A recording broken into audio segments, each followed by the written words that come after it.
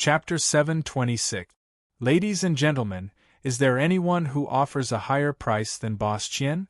The fat woman turned around and looked at the crowd. There's still half an incense's time left. There's still time for you to raise the price. If you miss this opportunity, there won't be another one. I'll bid 2,800,000. A man in an official's robe in the third row said. Oh, Lordly is really generous. I thank you. Seeing someone raise the price, the fat woman covered her mouth with her fan and smiled from ear to ear. Lordly is generous. I wonder if Lord Li's body can still do it? The middle-aged man called Boss Chien saw someone raise a price higher than him and immediately turned around with a smile. My body is very strong. There's no need for Boss Chien to worry. The old man in the official's robe said with a smile. 3 million. Boss Chien said with a smile. 3,100,000. The old man refused to admit defeat. 4 million. Boss Chien sipped his tea and said slowly. The old man in the official's robe hesitated. In terms of wealth, he couldn't compete with this Boss Chien. The fat woman quietly watched the two of them compete with their wealth. Her heart was blooming with joy. Bang! Just as the old man was hesitating whether to raise the price, the door of the warm fragrance pavilion suddenly separated from the door frame and flew upside down. Boom! The two doors made of expensive wood fell heavily behind the crowd. Crash! Everyone was shocked by the loud noise and fell from their chairs to the ground. They were in a sorry state. The fat woman squinted her eyes and looked out the door. Outside the door, the silver-haired, black-robed Yi Fan slowly stepped over the threshold and walked in. Damn, where did this brat come from? How dare he come here and behave so atrociously? A burly man who was dressed like a general climbed up from the ground. He cursed angrily as he charged towards Yi Fan. After rushing in front of Yi Fan, the man waved his casserole-sized fist and aimed it at Yi Fan's face. He was already angry because his wealth was not as good as others and he couldn't get close to them. Yi Fan's appearance gave him an outlet to vent his anger. However, he was wrong. It was true that he was burning with anger, but Yi Fan was also burning with anger. In comparison, Yi Fan was much more popular than him. Bang! Just as the man extended his fist, Yi Fan raised his leg and kicked the man in the chest. Gotcha! With the crisp sound of his ribs breaking, the man's body flew backward at high speed. Bang! The man who was sent flying crashed into a red pillar in the hall and fell heavily to the ground. Crimson blood flowed out from under his body, dyeing the ground red in an instant. Before he could even see how Yi Fan attacked, he had already lost his life and breathed a sigh of relief. Yi Fan's kick had instantly shattered his internal organs. When the fat woman saw this, she gasped. The man who died was the chief of Yangzhou City's army. No one could compare to him in martial arts. When a knife slashed his body, it would only leave a white mark. He could be said to have copper skin and iron bones. However, such a good fighter, who was highly skilled in martial arts and had been on the battlefield for a long time, had been kicked to death and lost his life before he could even touch a hair on the other party's body. Moreover, the other party was a young man. Even so, the fat woman did not panic at all. She was able to stand firm in Yangzhou City and turn Warm Fragrance Pavilion into Yangzhou City's #1 brothel. It was not just because of her mouth. In the brothel business, there was no brothel that didn't have fighters. When there were people who didn't pay, these fighters came in handy. The fat woman's Warm Fragrance Pavilion was no exception. However, they were different from the other brothel's fighters. The fat woman's bodyguards were not as simple as Jianghu fighters. The group of people under her were all bodyguards hired from various countries in Europe at great cost. These guards were all extremely strong. They were as tall as iron towers, and their bodies were filled with majestic muscles. The weapons in the bodyguards' hands were all the most advanced weapons in Europe at that time, firearms. No matter how good the other party's martial arts were, in front of the powerful firearms, it was just a bloody hole. Where did this white-haired boy come from? How dare you come to my warm fragrance pavilion and behave so atrociously? You should know where this place is. The fat woman said arrogantly as she picked up the emerald teacup in front of her and took a sip of tea. Ding ding ding ding. Just as the fat woman finished speaking, dozens of tall men with blonde hair and blue eyes rushed down from the circular staircase on both sides. In the hands of these people, they were all holding a beautiful long spear that was almost as tall as a person. It was the firearms team. The firearms team that could destroy anything. Seeing this, everyone's face changed and they were shocked. Although they were all regular customers of Warm Fragrance Pavilion, they had only heard about it and had never seen the firearms team with their own eyes. Now they had an eye-opener. Voila! Dozens of well-trained European men quickly came behind the fat woman and lined up in a circle. They raised the long spears in their hands and aimed at Yi Fan, who was dozens of feet away. Seeing this, the rich and noble men in the hall immediately scattered to the sides in panic, fearing that the firearms in the hands of the firearms team would hit them. Looking at Yi Fan again, his face was ferocious and his eyes were burning with anger. He walked step by step towards the fat woman. Shoot! The fat woman put the emerald teacup in her hands on the table in front of her and said without raising her head. After she spent a lot of money to hire the firearms team from Europe to Warm Fragrance Pavilion, they were fed well and had beautiful women to serve them. They lived like gods. The fat woman had never used them. After all, her power in Yangzhou City was too great. People from all walks of life, both good and evil, who didn't dare to give face to Mama Zhang. Even the prefect of Yangzhou City was afraid of her, let alone other people. This white-haired boy in front of her had eaten a bear's heart and leopard's guts. He dared to break in with brute force. He was simply tired of living. Bang! Bang! Bang! As soon as the fat woman gave the order to kill, dozens of firearms instantly fired. Following the whistling of dozens of flames, countless fiery red bullets shot out of the gun barrel made of fine steel and shot toward Yi Fan in unison. These firearms team members were all the best in Europe. Their marksmanship was extremely exquisite. When the fat woman was testing the marksmanship of these people, she specially ordered people to tie a copper coin with a red string and then hang it on a wooden frame 100 steps away. She then swung the copper coin up and let these divine spears shoot. The condition to pass was very simple. They only needed to use their spears to break the copper coin and they would pass. However, what was surprising was that after dozens of firearms team members took turns to shoot, the copper coin was still intact. The fat woman also recruited all these people as her subordinates. The reason was very simple. The bullets shot by these people all went through the square hole in the center of the copper coin without exception. The copper coin was intact. On the wooden wall behind the copper coins, all the pellets hit the same spot, forming a foot-deep, soybean-sized crater. Dozens of bullets were perfectly embedded in the hole. It was also because of their godly marksmanship that the fat woman was willing to feed them well. If they wanted money, she would give them money. If they wanted women, she would give them women. When it came to the importance of talents, the fat woman viewed them as more important than anything else. She was no less important than Matsumoto Takeyoshi. When the gunshots rang out, everyone was so frightened that they trembled. In their opinion, the silver-haired kid in front of them was definitely going to die. After a while, this young man who had broken in without any reason would be shot into a beehive. Boss Qian, who was dressed in luxurious clothes, suddenly felt a little disgusted when he thought about how this handsome pretty boy would turn into a corpse riddled with holes in the blink of an eye.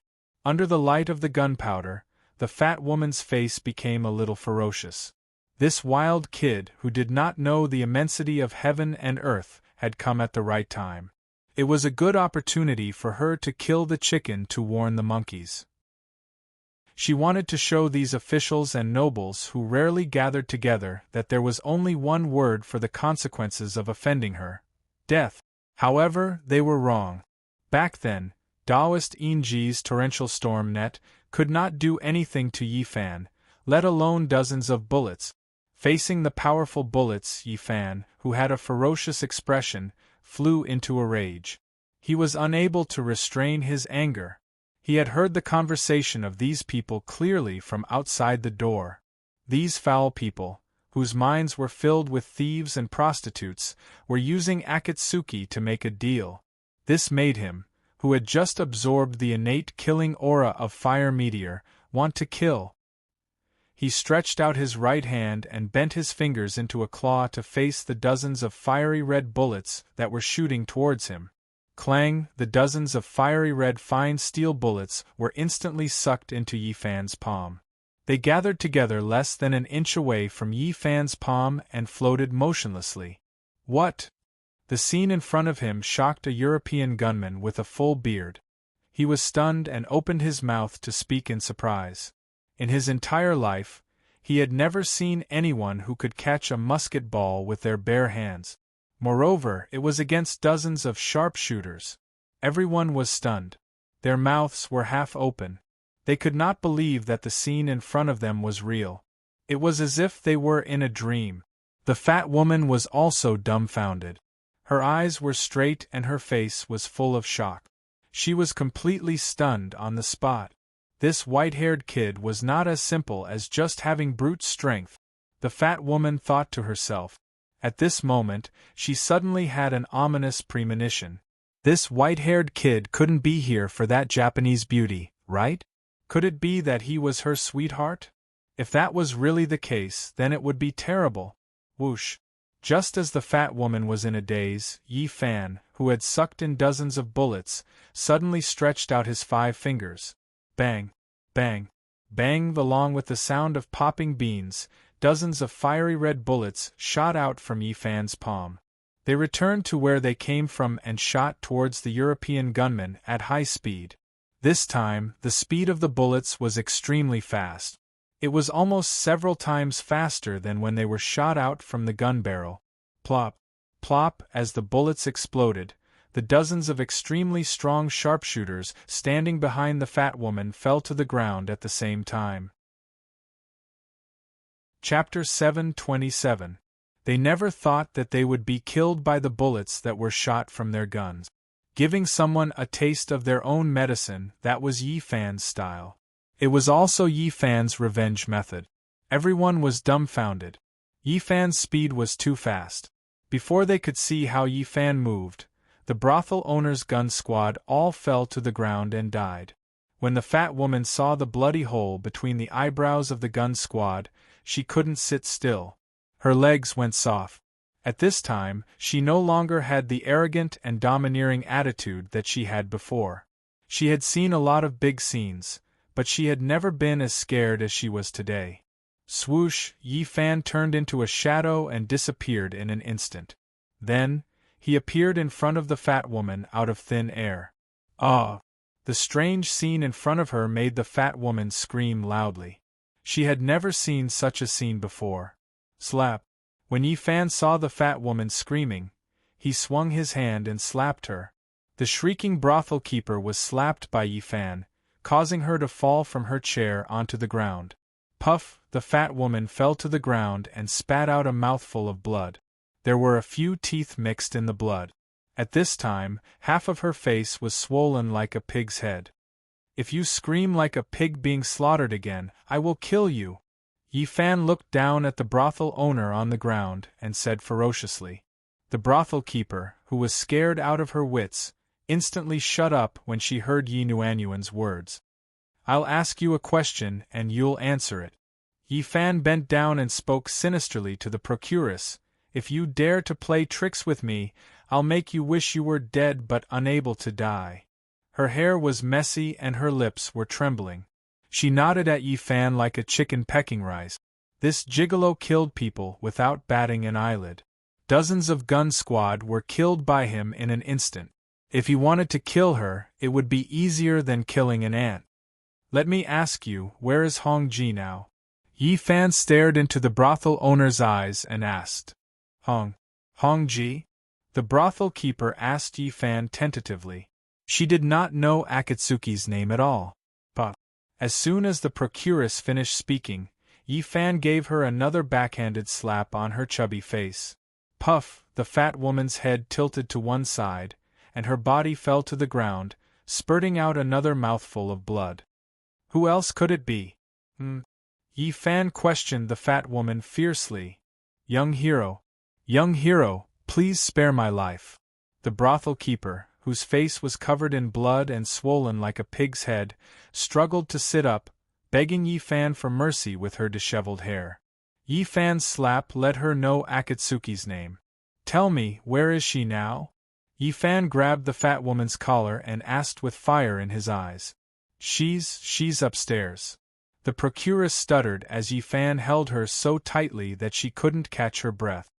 Zhang Gong wide guard the door. Don't let anyone out, Yi Fan said as he pushed the brothel keeper away. He tapped the ground with the tip of his toes and flew up to the second floor. Swoosh, two black lights came out of the yin-yang ghost seal in Yi Fan's arms and flew towards the door of the warm fragrance pavilion. When the black lights disappeared, Zhang Gong and Wide appeared out of thin air. The two of them, one on the left and one on the right, were guarding the door expressionlessly. Seeing this situation, everyone in the hall retreated in unison, their hair standing on end. The way Zhang Gong and Wide appeared made them think of a word, ghost. Just when the people did not know whether the two people guarding the door were ghosts or humans, a woman's sharp scream came from upstairs. Then, over 100 naked men and women rushed down from the top floor with no clothes on. The women were wearing doo-doo, exposing their shoulders and screaming crazily. The men were topless, cursing softly as they ran down the stairs. A few men who came out later had red palm prints on their faces and blood dripping from the corners of their mouth. It was obvious that they had challenged Yi Fan and were taught a lesson by Yi Fan. They covered their swollen faces and ran down the stairs in a hurry. Bang! Bang! On the second floor, Yi Fan kicked open the doors one by one, frantically looking for Akatsuki. He could not sense Akatsuki's aura, so he could only use the stupidest method. In an instant, the warm fragrance loft was in chaos. Every now and then, a few men who were rude to Yi Fan would be thrown out of the window by him. Swoosh, swoosh, swoosh, Yi Fan's shadow flashed and moved like the wind. In just a short while, he had checked all the rooms. He moved like lightning and stopped in front of a room that was different from the others. This room had the word "she" pasted on the door, and there were red palace lanterns hanging on both sides. Bang! Yi Fan lifted his leg and kicked the wooden door with the word "she" to the ground. This room was a suite, and there was an exquisitely carved circular wooden arched door.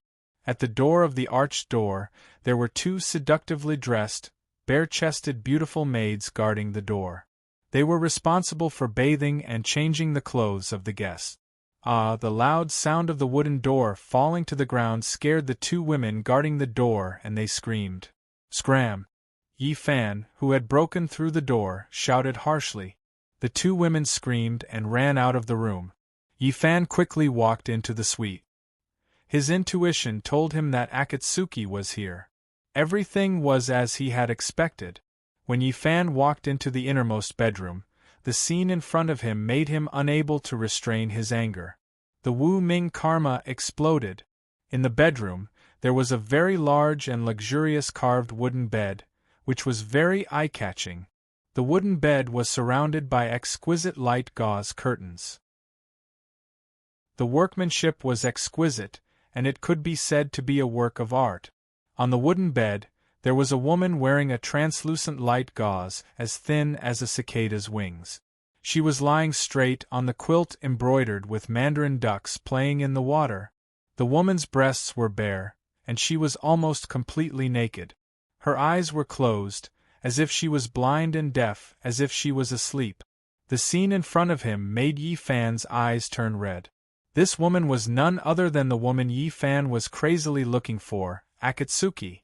Seeing this, Yi Fan called out Akatsuki's name and walked quickly to the wooden bed. Hong Ji. The heavens had eyes, he had finally found her. Buzz, just when Yi Fan was less than 10 feet away from the wooden bed, A translucent golden invisible wall blocked in front of Yi Fan. The wall of air trembled, but it was extremely flexible. It completely enveloped the entire carved wooden bed within. Yi Fan, who didn't know what was going on, touched it, and it suddenly shone with a golden light. It was a wizardry barrier. Yi Fan, who was blocked outside, frowned and was shocked. No wonder he couldn't detect Akatsuki's voice and aura. It was sealed by an expert with a wizardry barrier. Unforgivable! Yi Fan thought and clenched his fists. He stretched out his right hand and slapped the golden wizardry barrier in front of him. Bang! A crisp sound was heard, and the golden wizardry barrier was instantly shattered into pieces, which fell to the ground. The wizardry barrier of the 9 cauldrons couldn't stop Yi Fan, let alone this small wizardry barrier. After breaking the wizardry barrier, Yi Fan quickly walked to the front of the wooden bed and opened the gauze curtain. Hongji! Yi Fan bent down and shouted for Akatsuki. The beautiful Yu Hongji, who was almost completely naked, opened her almond-shaped eyes slightly and smiled at Yi Fan. She was full of seductive charm and was extremely charming. She wrapped her arms around Yi Fan's neck and moaned softly as she looked at Yi Fan with a tender gaze. Bang! Yi Fan frowned. He pulled off Yu Hongji's snow-white arm that was hooked around his neck and clasped it around her wrist. Akatsuki was still the same Akatsuki, but there was something wrong with her mind. After checking her pulse, Yi Fan was so angry that he gritted his teeth and clenched his fists so tightly that they made cracking sounds. Akatsuki's blood was boiling, her lust was burning, and her heart was beating faster. Those bastards had fed her an aphrodisiac. Akatsuki coquettishly hooked her arms around Yi Fan's neck again and acted coquettishly. Hongji, wake up. It's me. Yi Fan pressed down on the shoulder of Yu Hongji, whose entire body was burning hot. He then turned his head to the side and spoke. Akatsuki's body was only covered by a translucent gauze, and she was almost naked. He couldn't take advantage of her. Akatsuki's mind was already under the influence of the aphrodisiac, and she couldn't hear anything. She rested her red cheeks on Yi Fan's hand. She was affectionate and gentle like water. Hongji, I'm sorry, Yi Fan said and took a deep breath. Then, he pointed at Akatsuki's neck. Akatsuki's body went soft, and she fell on the bed and fainted. Hongji, I'll take you away from this place, Yi Fan said and stood up. He closed his eyes and took off his robe and gently draped it over Akatsuki's body. After wrapping Yu Hongji's body in a jade-embroidered robe, Yi Fan tore off a corner of the curtain and covered Yu Hongji's face with it. He then lifted her up by the waist. Akatsuki leaned her head on Yi Fan's shoulder and closed her eyes as if she was asleep. Wu Baihu, who was standing on Yi Fan's other shoulder, saw Akatsuki's appearance. Her eyes were full of heartache and she softly whimpered. Hongji is fine.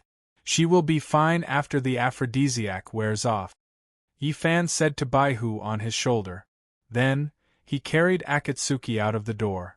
At this time, in the hall of the warm fragrance pavilion, everyone was extremely quiet. The large group of men who had just wanted to get close to her were no longer interested. Their teeth were chattering and their bodies were trembling. They wished they could grow a pair of wings and leave this place as soon as possible. However, when they saw the dozens of corpses on the ground and the 2 people guarding the door, they immediately dispelled the thought. They did not know whether they were human or ghosts. The only thing they could do now was to resign themselves to fate. If they ran, they would die. If they didn't run, they still had a chance to live. Shopkeeper Qian frequently used his handkerchief to wipe the cold sweat on his forehead. He secretly cried out in his heart. If the brothel keeper had really let him go upstairs to have fun, he would have already reported to the King of Hell. The brothel keeper with messy hair and a mouth full of blood sat on the ground trembling. It was as if she was in a dream. Just a moment ago, she was still flaunting her power. In less than a cup of tea's time, she became an old woman with a pig's head. Her hair was messy and her face was dirty. She looked like a beggar. Schwa. Just when everyone was trembling, Yi Fan, who was wearing a white robe, floated down from the second floor with Akatsuki in his arms. He gently landed in front of the brothel keeper.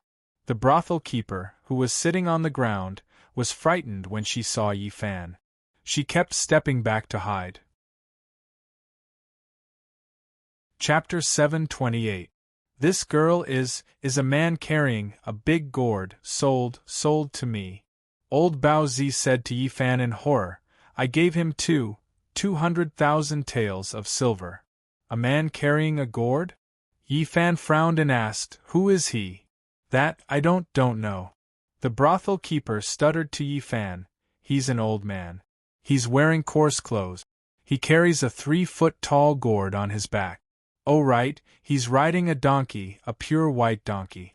The barrier you just said was also laid by him. He also gave me a yellow talisman, saying that with this yellow talisman I can open the barrier. Old Bao Zi said, took out a yellow talisman from her sleeve, and handed it to Yi Fan with trembling hands. Yi Fan stared at old Bao Zi, reached out and took the yellow talisman. The yellow talisman was 5 inches long and 2 inches wide. On top of it was drawn with a red cinnabar brush. The aura of this yellow talisman was exactly the same as the aura of the barrier just now. It seems that old Bao Zi did not lie to him. Yi Fan thought in his heart. Where is this old man now? Yi Fan asked old Bao Zi.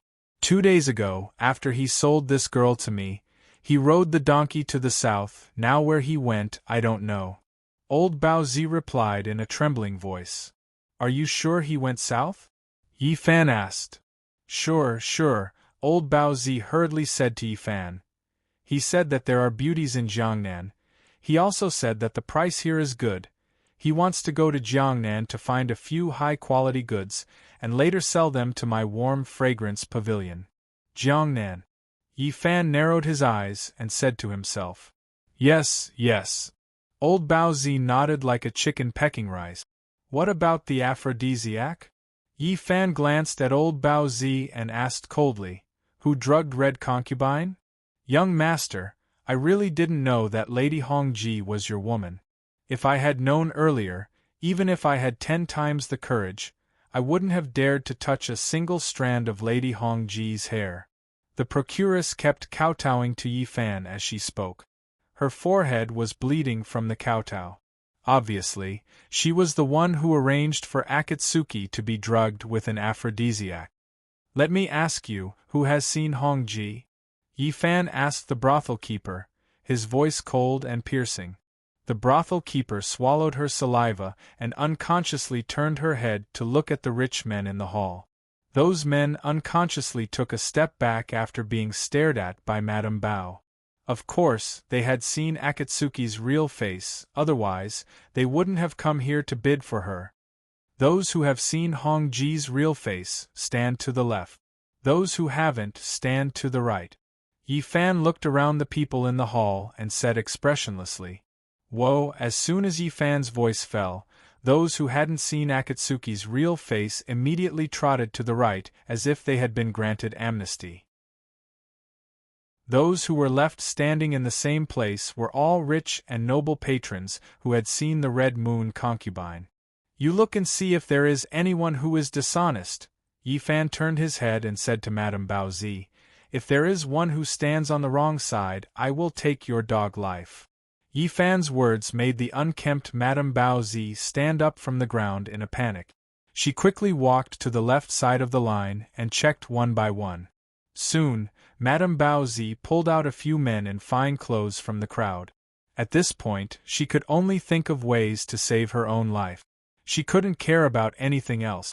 It was clear that these men had clearly seen Yu Hongji's true appearance. However, they still wanted to escape this calamity by a fluke.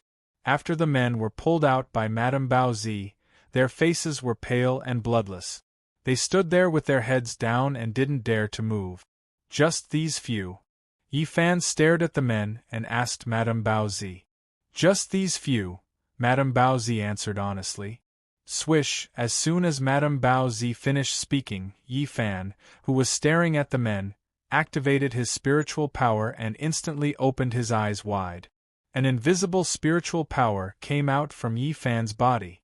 Puff, puff, puff, with a few dull sounds, the men who were trying to confuse the public were instantly beheaded. A few pillars of hot blood spurted out from the corpses and poured down, as if it was raining blood. Gulyalu, several heads fell from the air to the ground and rolled to Madame Bao Zi's feet. On the faces of these heads, there was a horrified expression. Their eyes stared at Madame Bao Zi, which made her hair stand on end. Ah! The scene in front of her made Madame Bao Zi, who was standing among the corpses, suddenly scream. These men were all pointed out by her, so they died in Yi Fan's hands. Naturally, they died with grievances and were still looking at her after death. Putong, putong, in the midst of Madame Bao Zi's scream, several corpses fell to the ground and blood stained the ground. Within the crowd, everyone was trembling all over, and their teeth were chattering. This warm fragrance pavilion was originally a place of warmth and tenderness, but now it had become a hell on earth. Shut up, Yi Fan said coldly to Madame Bao Zi, who was screaming non-stop. Woo woo, Madame Bao Zi, who was drenched in blood, immediately covered her mouth with her hands and made a whimpering sound. She was really frightened. Those who have not seen Hong Ji's real face can leave now, Yi Fan said to the crowd on the left. Huff, when the crowd heard Yi Fan's words, it was as if they had been pardoned and dispersed.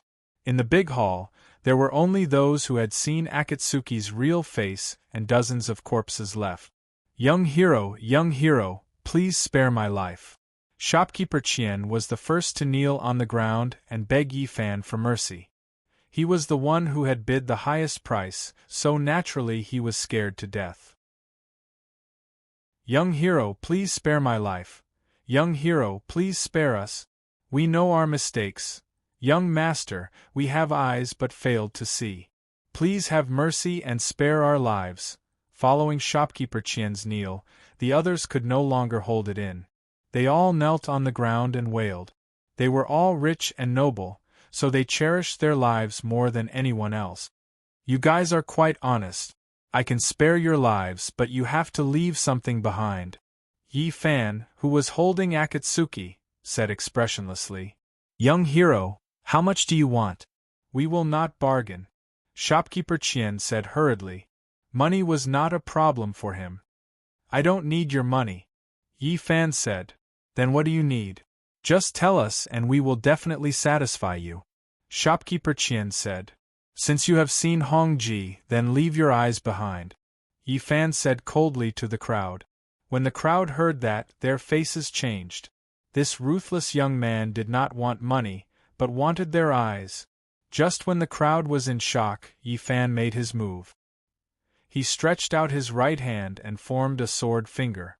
Then, he drew a line in the air. Swoosh, a white light, which was as thick as a thumb and a foot long, shot out from his sword finger and went straight to the crowd. Cha! Cha! Cha! The white light was like a spiritual snake, shuttling between the crowd. It flashed past everyone's eyes at an extremely fast speed. Ah! Ouch! Wherever the white light flashed, screams could be heard. Their eyes were instantly pierced by the flash of white light, and they exploded. The fat brothel keeper was not spared this time. Her eyes turned into a pair of black bloody holes. Zhang Gong, wide, return to your positions, Yi Fan said as he retrieved the white light. The two ghosts who were guarding the door bowed to Yi Fan. Then, they turned into two black lights and flew into the yin-yang ghost seal in Yi Fan's arms.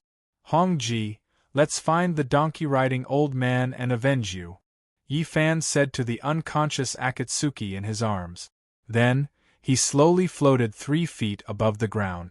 Whoosh! In the crowd's wails, Yi Fan turned into a white light and rushed out of the warm fragrance pavilion's door at high speed. He went straight into the clouds and flew toward the south. Above the clouds, Yi Fan carefully searched for the donkey-riding old man's aura. Then, he stretched out one hand and bent his fingers into a claw. He placed it above Akatsuki's nose and mouth. He wanted to use his spiritual power to suck out the medicinal power from Akatsuki's body. As Yi Fan urged his spiritual power, 7 colors flashed in his palm.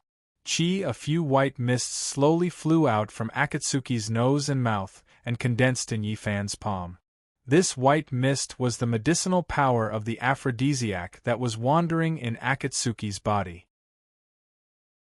When the white mist was completely sucked into his palm, Yi Fan urged his cold air to freeze the white mist in his hand into a walnut-sized ice ball. Then, he casually crushed it. As soon as the medicinal power dissipated, Akatsuki's flushed face gradually returned to normal. Her body's boiling temperature also began to drop. Hongji, Hongji.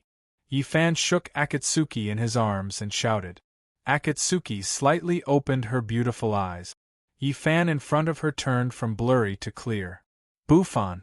Koan. Akatsuki weakly said to Yi Fan. Her voice was full of surprise. The aphrodisiac's medicinal power made her whole body soft and weak. You finally woke up, Yi Fan said to Akatsuki in his arms. Where am I now? Akatsuki looked at the stars in the sky above her head and asked Yi Fan. You were plotted against, but you're fine now. Yi Fan brushed Akatsuki's disheveled hair and said, Plotted against? Akatsuki asked Yi Fan with a puzzled expression. Yi Fan saw that Akatsuki was confused, so he briefly told Akatsuki what had happened after returning from Demon Island. After hearing Yi Fan's story, Akatsuki's almond-shaped eyes narrowed. She was extremely embarrassed and angry. When she thought of her naked body being seen from top to bottom, Akatsuki was so angry that she clenched her teeth. Smoke was coming out of her 7 orifices and her lips were bleeding. Don't worry, those people won't be able to see you again, Yi Fan said indifferently. I've crippled all of their balls. Akatsuki's eyes reddened and tears of grievance flowed down her face. Chapter 729. After the time it took to drink a cup of tea, the auspicious clouds under Yi Fan's feet began to gradually slow down. This place was already several hundred li away from Yangzhou. According to the brothel keeper, the donkey-riding old man should not be far away. Yi Fan mobilized his 5 senses to search for the old man's aura while asking Akatsuki, who was in his arms, Do you have any impression of that donkey-riding old man? Akatsuki nodded. What happened? Yi Fan asked Akatsuki, With your cultivation, how did you fall into his hands? Akatsuki's saber technique was outstanding, and she had recently obtained spiritual chi cultivation. Ordinary experts simply could not get close to her. I fell into the old man's trap. Akatsuki's eyes flashed with tears as she sobbed. After I arrived in Yangzhou, I met the old man in a noodle house. The old man was carrying a large gourd on his back and was riding a white donkey. His appearance was extremely strange. I was wholeheartedly carrying out my mission and wanted to quickly return to the Eastern Sea to wait for you after I finished my task. I did not pay much attention to this person. Who would have thought that the old man would take the initiative to come up to me and ask for directions? Before I could finish listening to him, a strange fragrance came out of his mouth. After I smelled this strange fragrance, the world began to spin. I tried to use my spiritual chi to force the strange fragrance out of my body, but it did not work at all. In the end, I directly fainted, and I do not remember the rest of the matter. Yi Fan frowned after hearing this. Initially, it seemed that the old man had used an extremely powerful sleeping incense technique, which was why Akatsuki had fallen into his trap. Even Akatsuki was unable to use her spiritual chi to force the strange fragrance out of her body. It seemed that this old man's witchcraft was not ordinary. Put me down, Akatsuki said to Yi Fan in his arms. I should be able to stand up now. You'd better lie down. Yi Fan looked down at Akatsuki and said, You're not wearing anything right now. If you stand up, you'll be exposed.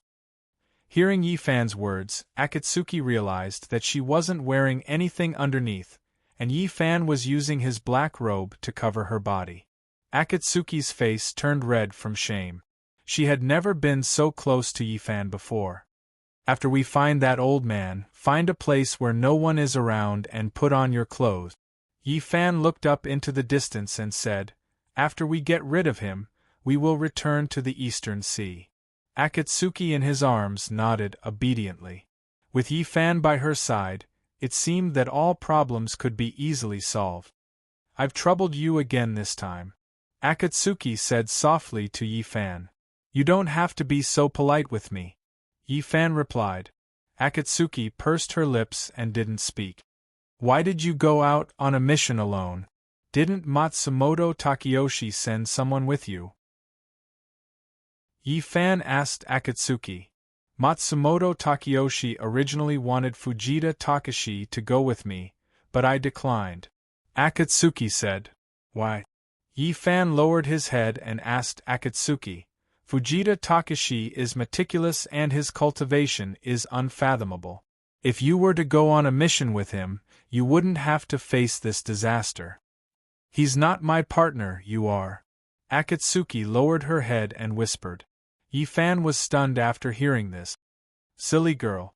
After a long time, Yifan raised his head and looked into the distance. Akatsuki blushed and didn't speak again. From the time they met until now, this was the first time Yifan called her a silly girl.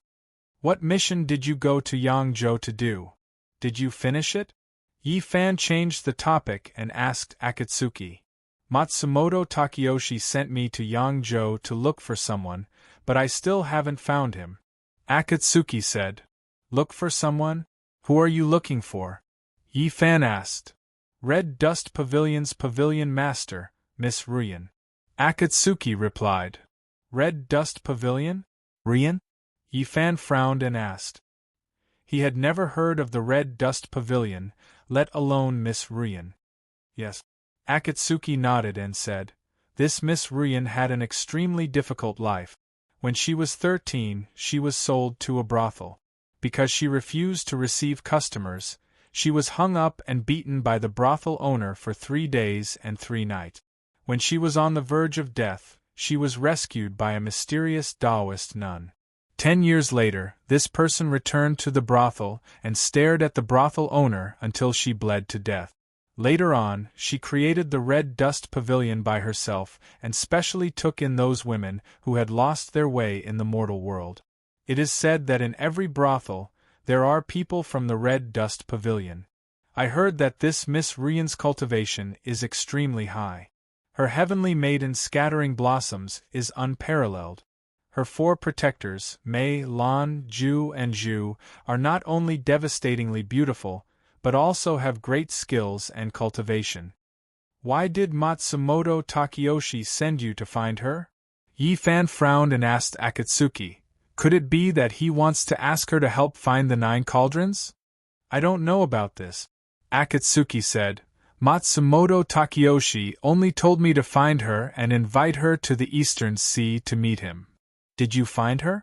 Yifan asked. No. Akatsuki shook her head and said, I investigated openly and secretly for 2 days, but I didn't have the slightest clue. That Ruyan Pavilion master must be an extraordinary woman with a strong temperament.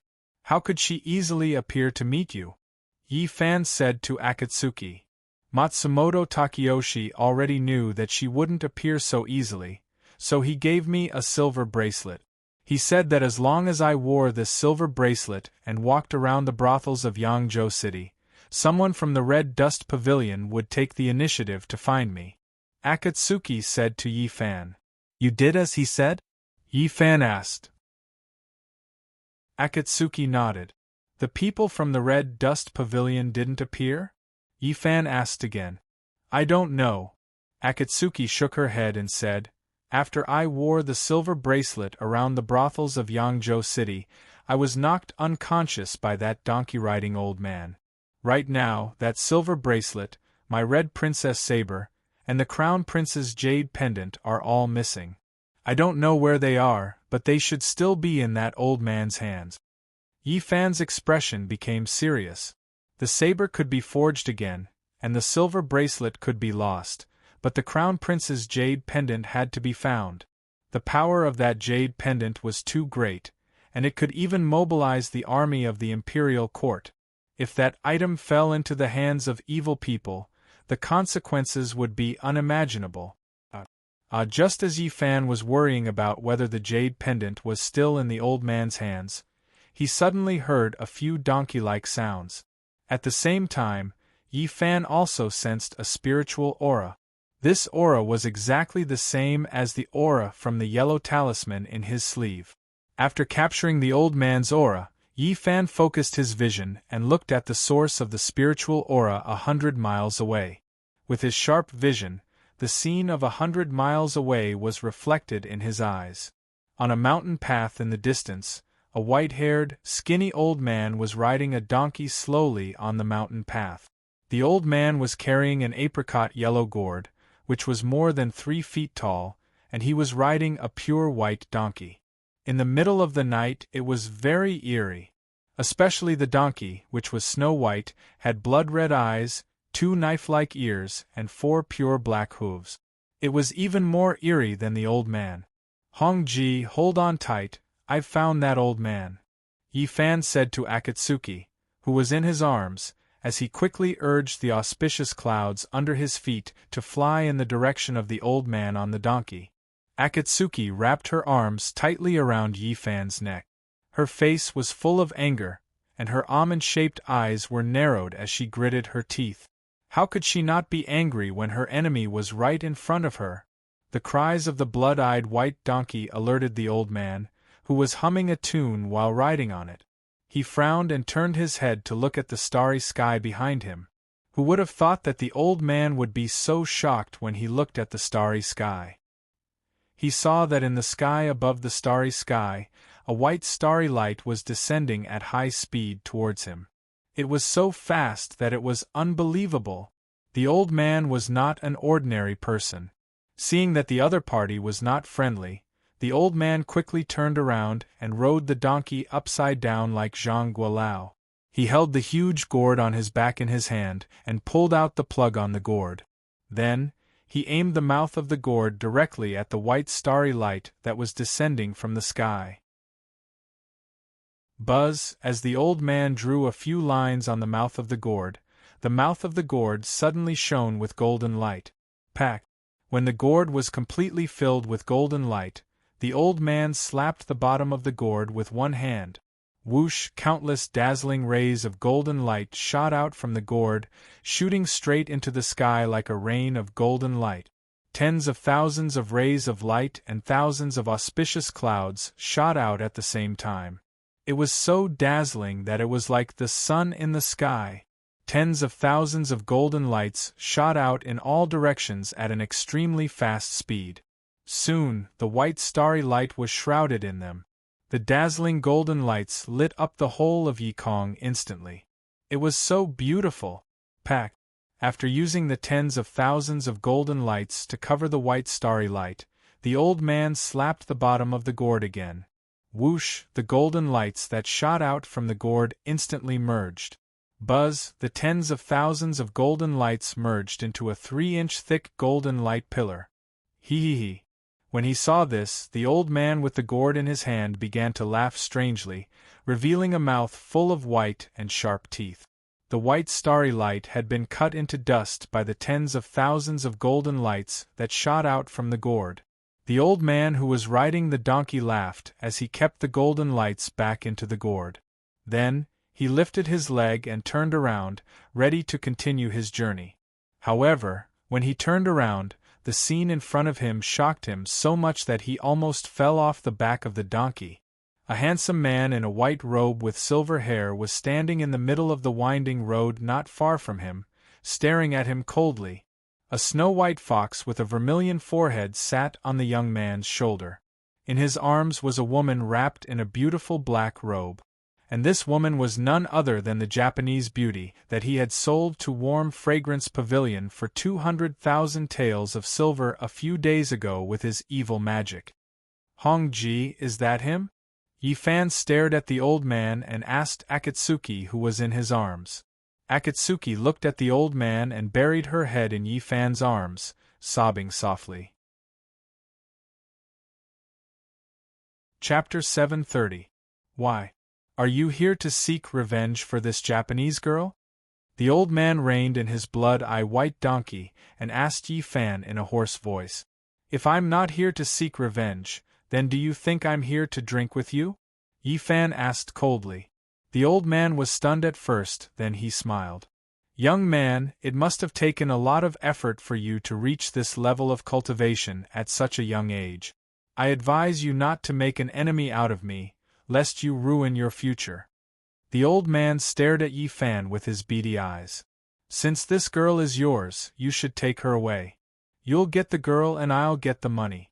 Both of us won't suffer a loss. So you're saying that we should just let this go? Yi Fan raised his eyebrows and asked the old man. You and I are both cultivators. Why should we harm each other for a girl? What do you think? The old man asked Yi Fan with a smile. I'm not the same kind of person as you.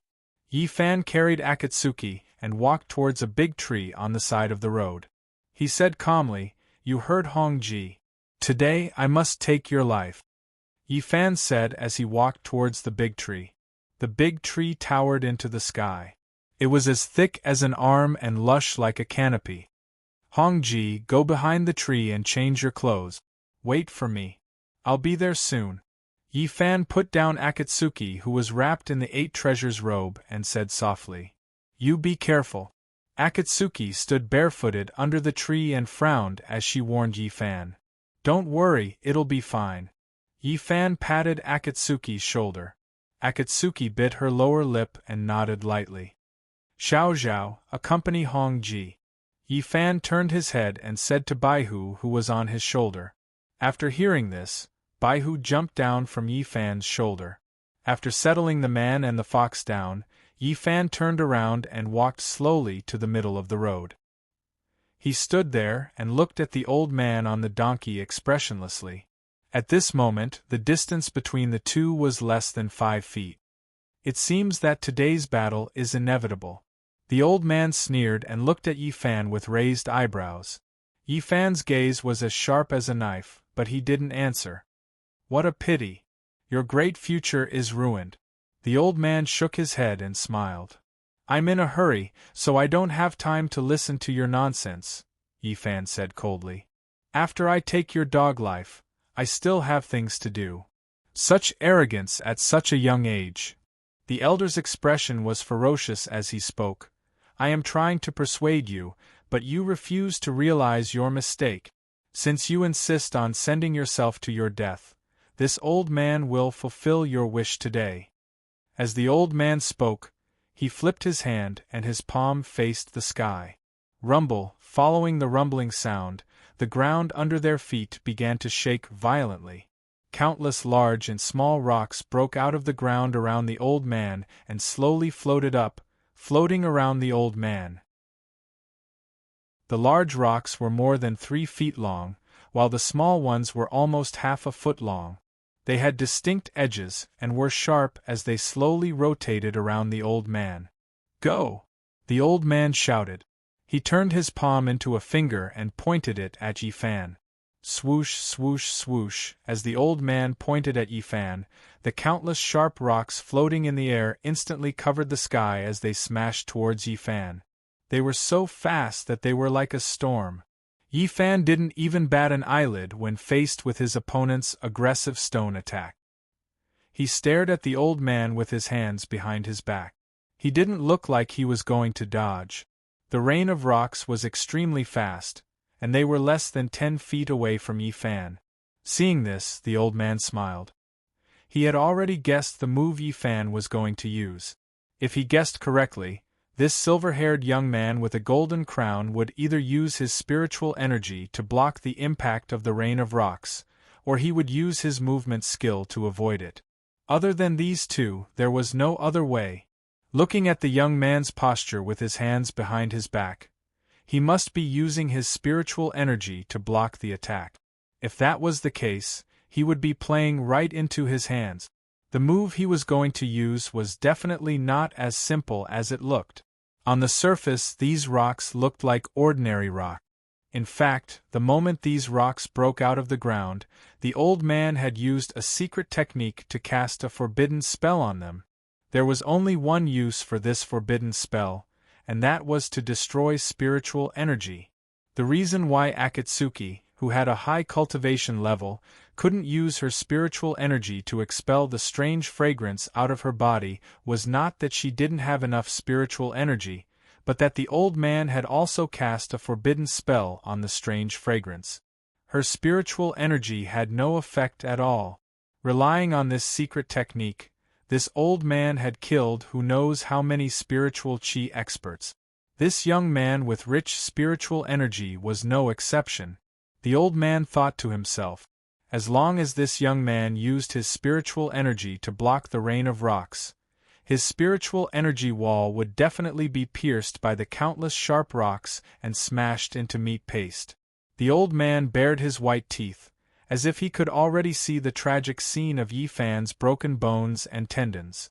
As long as this young man died, he could once again kidnap Akatsuki and sell her for a good price. He could even obtain that snow-white spirit fox. That spirit fox was surrounded by spiritual energy and was abnormally agile. With one look, he could tell that it was not an ordinary fox. If he swallowed it, his cultivation would definitely increase greatly. What made the old man's heart itch even more was the beautiful black robe that was wrapped around Akatsuki's body. That black robe was surrounded by spiritual energy and was filled with auspicious air. With one look, he could tell that it was not an ordinary item. This young man was really stupid. He actually gave that precious robe to that Japanese beauty to wear. If the robe was worn by this young man, his forbidden spell would not be able to do anything to him. Looks like the heavens are really helping me today. I deserve this blessing. At that thought, the old man glanced at the towering tree that Akatsuki was standing on. If not for the fact that he was at a bottleneck in his cultivation and could not get close to women for the next 3 years, that Japanese beauty would have long been his. Thinking of Akatsuki's curvaceous figure, exquisite face, and snow-white skin, the old man could not help but gulp down a mouthful of saliva. However, just as he turned around and was prepared to witness the scene of Yifan's tragic death, the scene before his eyes caused him, who had been confident of victory just a moment ago, to be stunned on the spot. All the mountain rocks with sharp edges and corners stopped completely when they were less than 3 feet away from Yifan.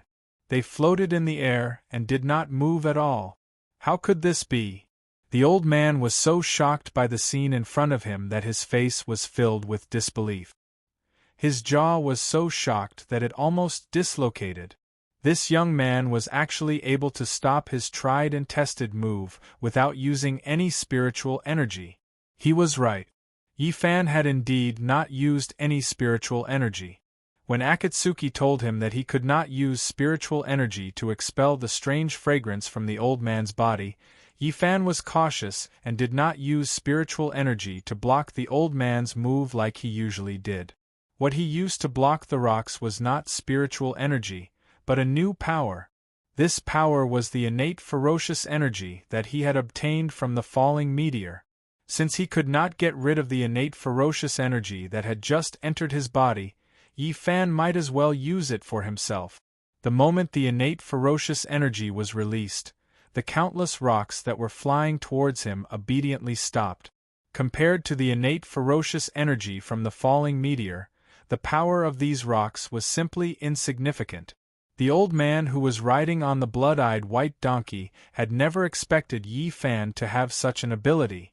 Who, just as the old man was dumbfounded, the expressionless Yifan waved his sleeves at the countless rocks floating in front of him.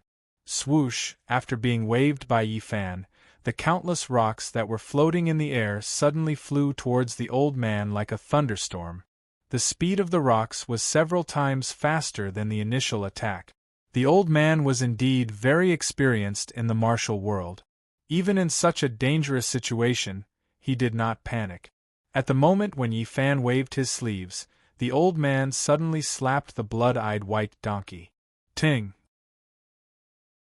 The white donkey had already gained intelligence and was mentally connected with the old man. When the old man slapped the donkey, it immediately understood what the old man meant. The donkey bent its 4 legs slightly and exerted force with its 4 hooves, leaping into the air. Boom, boom, boom. Just as the man and the donkey left the ground, countless rocks landed heavily on the ground where the white donkey had just stood, stirring up a huge cloud of dust. All the rocks were deeply embedded in the mountain path, forming a bumpy hard rock path. Seeing this, Yi Fan frowned.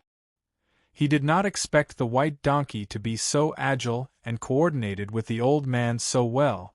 With his hands behind his back, Yi Fan thought to himself as he raised his head and looked up into the sky. Good lad, you do have some skills. You can actually counter my mountain-moving rock technique. On the white donkey, the old man fixed the white donkey in the air and spoke loudly to Yi Fan, who was standing on the ground. Yi Fan did not reply. He raised his right arm and slapped the man and the donkey in the air. Whoosh! A dazzling white and extremely cold beam of light shot out from Yi Fan's palm towards the man and the donkey in the air. Since the old man could counter the spiritual qi, then he would use the cold qi. The cold qi was as fast as lightning and rushed towards the old man in the blink of an eye. The distance between them was less than 3 feet. The dazzling white light illuminated the old man's old face. The speed of the cold qi was so fast that it was too late for the old man to dodge it. In the blink of an eye, the old man took out a huge gourd from his back and pulled out the stopper at lightning speed. The old man aimed the gourd at the cold beam of light and shouted, "Retract!" Buzz, a golden light flashed in the mouth of the gourd. Whoosh! Yi Fan's cold light beam was directly absorbed by the dazzling golden gourd. In the blink of an eye, the cold qi released by Yi Fan was completely absorbed by the old man's gourd. What a powerful gourd! Seeing this, Yi Fan, who was on the ground, frowned. The cold qi released by activating the ice core could instantly freeze and crack a sword made of fine steel. However, it had no effect on the gourd in the old man's hand. The gourd could be retracted and released at will. It could be used to attack and defend.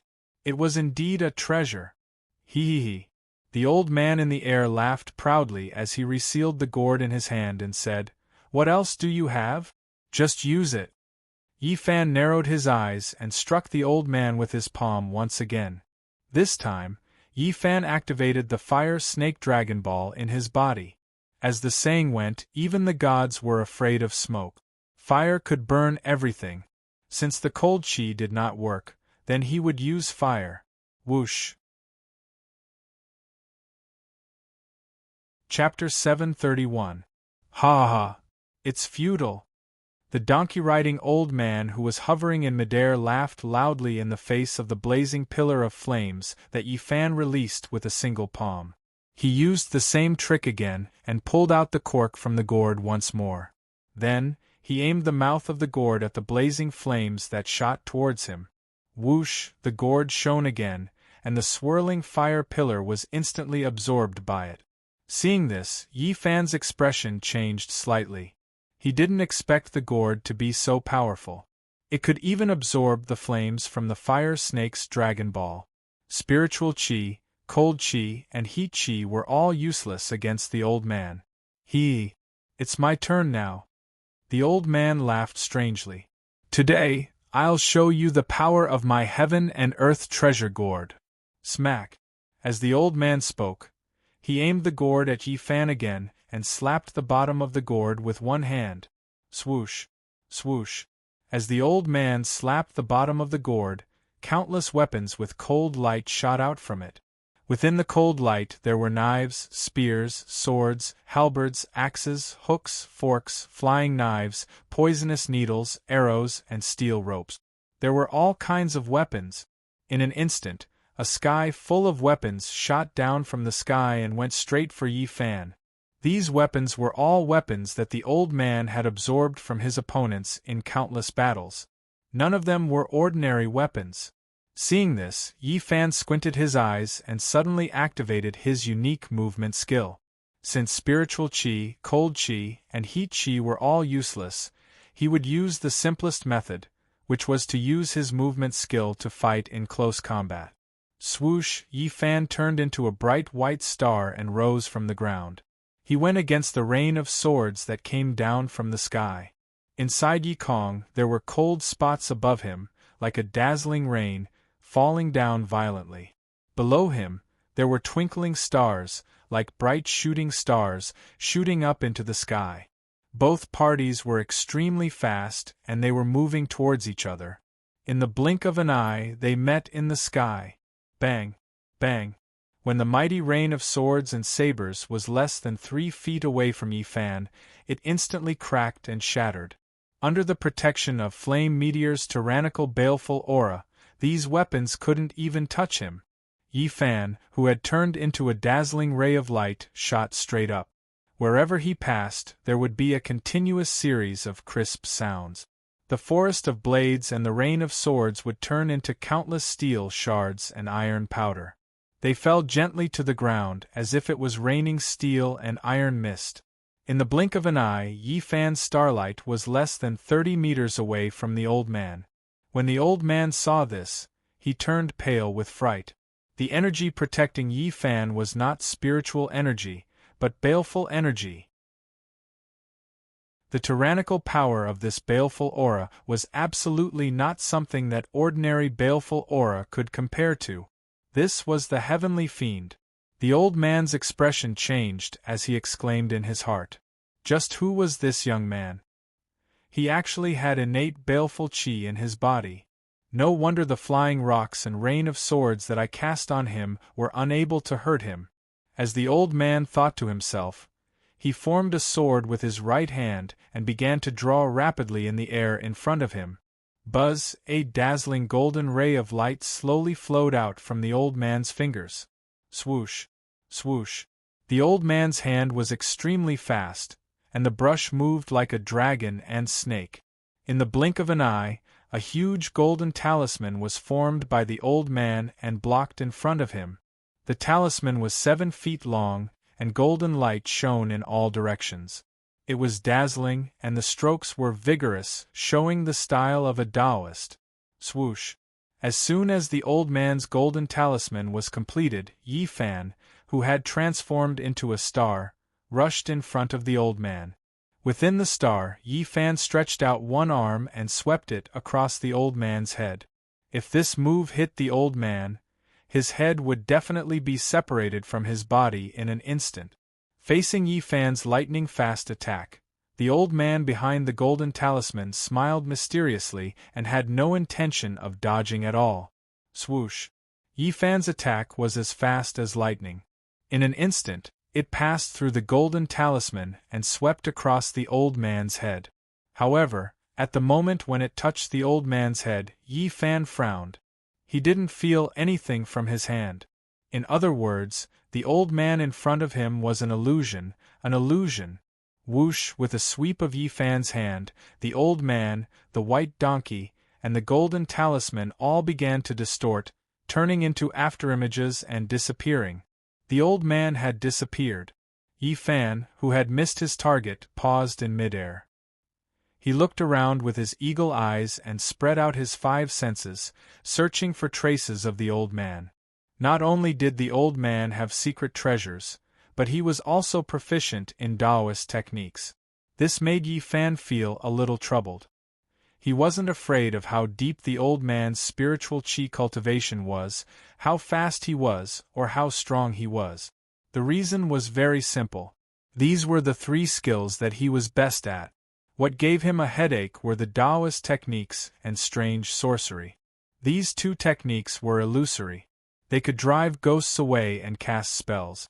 They were very difficult to deal with and could achieve the effect of using little strength.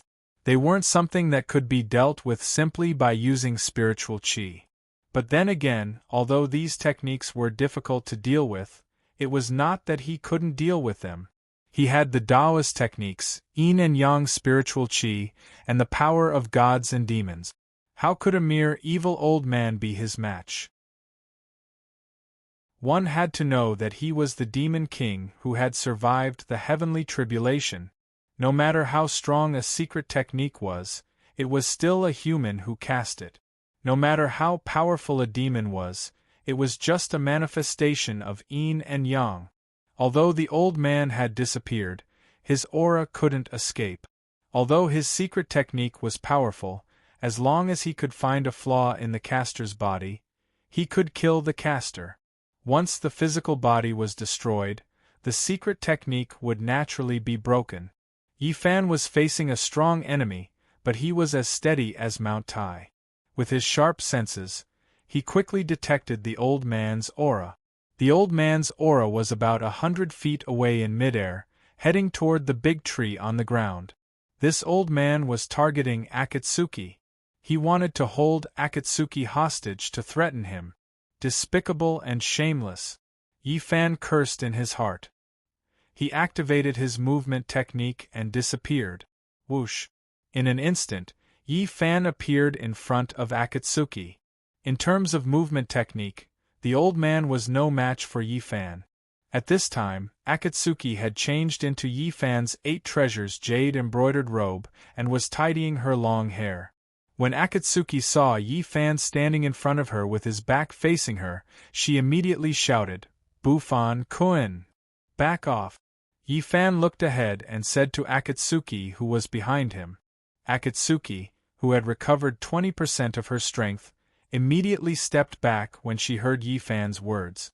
Clang! Yi Fan, who was standing in front of Yu Hongji, extended his hand into the air, and the ever-flame sword, which was glowing with red light and rising heat, appeared in his hand. The bright red light illuminated Yi Fan's face. Whoosh! After the Li Fire sword was unsheathed, Yi Fan swung his sword and slashed at the old man who had already turned invisible. The speed at which Yi Fan swung his sword was so fast that it formed a red screen of light in the sky. Whoosh! A red sword arc shot out from the Li Fire sword, heading straight for the invisible old man who was descending from the sky. The sword arc was very thin, but it was bright and dazzling. Its speed was so fast that it was like purple lightning piercing through the clouds. Li Fire sword! It's the Li Fire sword! When the invisible old man saw the divine weapon in Yi Fan's hand that was emitting heat, his face turned pale with fright. Where did this young man come from? How could he have such a divine weapon in his hand? When the shocked old man saw the Li Fire sword coming at him, he did not dare to delay.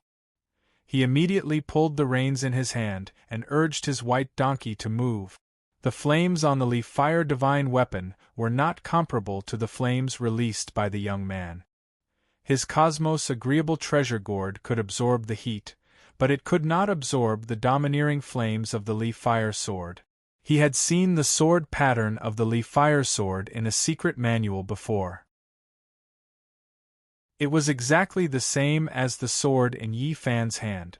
According to the secret manual, the Li Fire sword was forged by the ancient fire god using divine iron from outer space and the 3 types of true fire, heaven and earth for 81 days. The 3 types of true fire were 9 heavens thunder fire, 9 springs yin fire, and 9 continents true fire. And the 99981 days in the heavens were 99981 years on earth. On the day the sword was forged, fire clouds appeared in the sky and fire lotuses appeared on the ground. All kinds of auspicious signs were extraordinary. Therefore, the sword was too powerful and the fire spirit was too strong. After the sword was forged, it attracted the attention of the immortals. The celestial emperor frowned. The ancient fire god wanted to destroy the sword, but the sword's spirit had already been formed and it had already gained sentience. The fire god could not bear it and had no choice but to use a secret technique to seal 80% of the sword's power. He also sent his mount, the Li Fire divine dragon, into the sword to guard it. After doing all this, the fire god released the sword to the mortal world and let it go through a tribulation to become an immortal.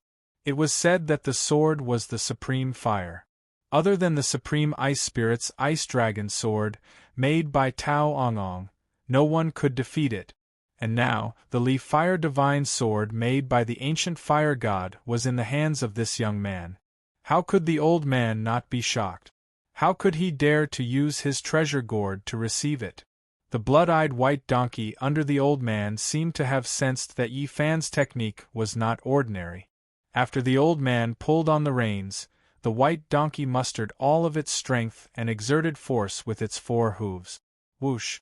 The white donkey carried the old man and rushed into the sky. But this time, their reaction was a little slow. In other words, Yi Fan's sword was too fast. This was the first time Yi Fan used the Li Fire sword since the Demon Slayers Conference and obtained new power. The third stage of the mysterious sky secret technique, the Phoenix dances in the 9 heavens, was 10 times stronger than the second stage, the rock shatters the heavens. Naturally, Yi Fan's sword speed was 10 times faster. In addition, after the Li Fire sword revealed its true form during the Demon Slayers Conference, its power had increased qualitatively. Powerful spiritual energy, lightning-fast speed, unparalleled godly weapon. These 3 advantages combined into one, its power was unimaginable. Whoosh! The red light of the Li Fire sword shot out in an instant. The speed of the man and the donkey was obviously much slower than the speed of the sword. The resplendent red light illuminated the old man's terrified face. The pupils of the white donkey's bloodshot eyes instantly shrank. In the blink of an eye, the old man with the huge treasure gourd on his back stood up from the donkey's back. He stomped his feet on the donkey's back and pushed his body to the limit, rushing into the sky at high speed. Now that things had come to this, he could only abandon the rook to save the king. He could only abandon the white donkey to save himself. The old man's stomp caused his speed to increase explosively, but it also caused the white donkey's speed to slow down. Whoosh! The bright red Li Fire sword brushed past the old man's cloth shoes and slashed down from the sky. Cha! The white donkey with bloodshot eyes and black hooves was instantly split in half from head to tail by the Li Fire sword. Whoosh! Blood rained down from the sky. Plop, plop. Chapter 732. Schwer. Seeing that his mount was cut in half by Yi Fan's Li Fire sword, the old man who was floating in the air cried out. The white donkey was the old man's beloved mount. It had developed intelligence and human nature. For more than 200 years, it had been inseparable from the old man. Now that it was killed by Yi Fan's Li Fire sword, how could the old man not be heartbroken? The old man was also a spiritual creature in the world. His original form was a 1,000-year-old white bat. Because he was born in the Taoist temple, he was white all over and understood human nature. Therefore, the Taoists in the temple did not expel him.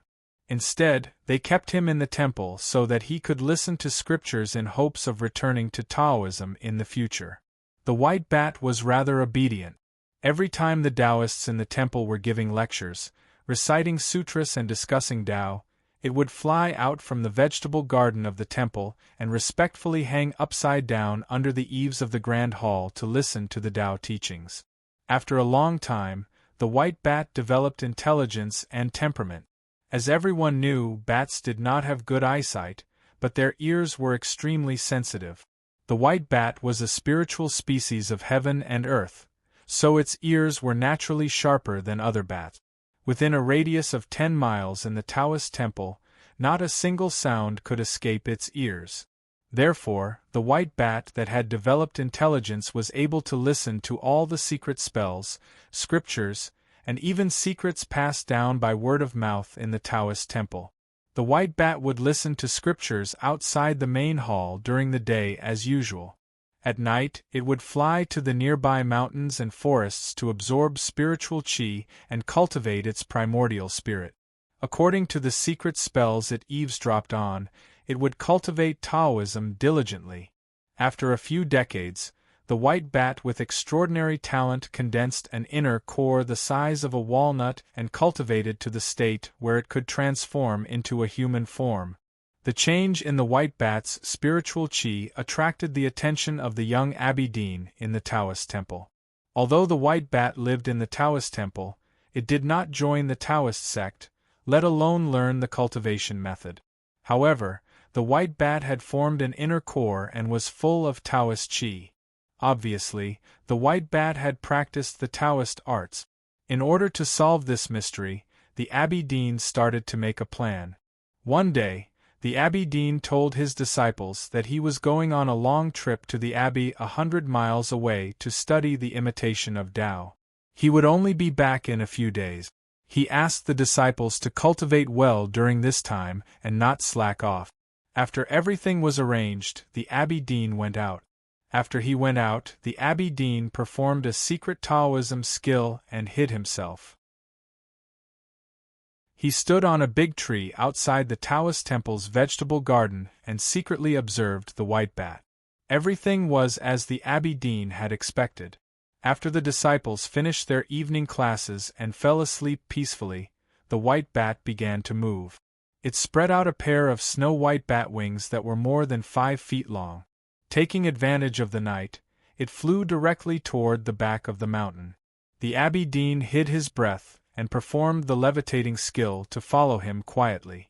In his opinion, there must be a disciple in the Taoist temple who was secretly imparting Taoist techniques to the white bat. What he needed to do was to ferret out this Tao disciple. However, when the white bat landed on the ground and transformed into a human form, the Abbé Dean, who was hiding in the dense forest and observing in secret, was so shocked that he broke out in cold sweat. This white bat's cultivation had already reached the stage where it could transform into human form. What he envisioned did not happen at all. No one was secretly imparting Taoist techniques to the white bat. The reason was simple. The Taoist temple he was in was a small one. Other than him, there was no one else in the temple who had such cultivation. Obviously, the white bat had eavesdropped on the secret technique and practiced it secretly.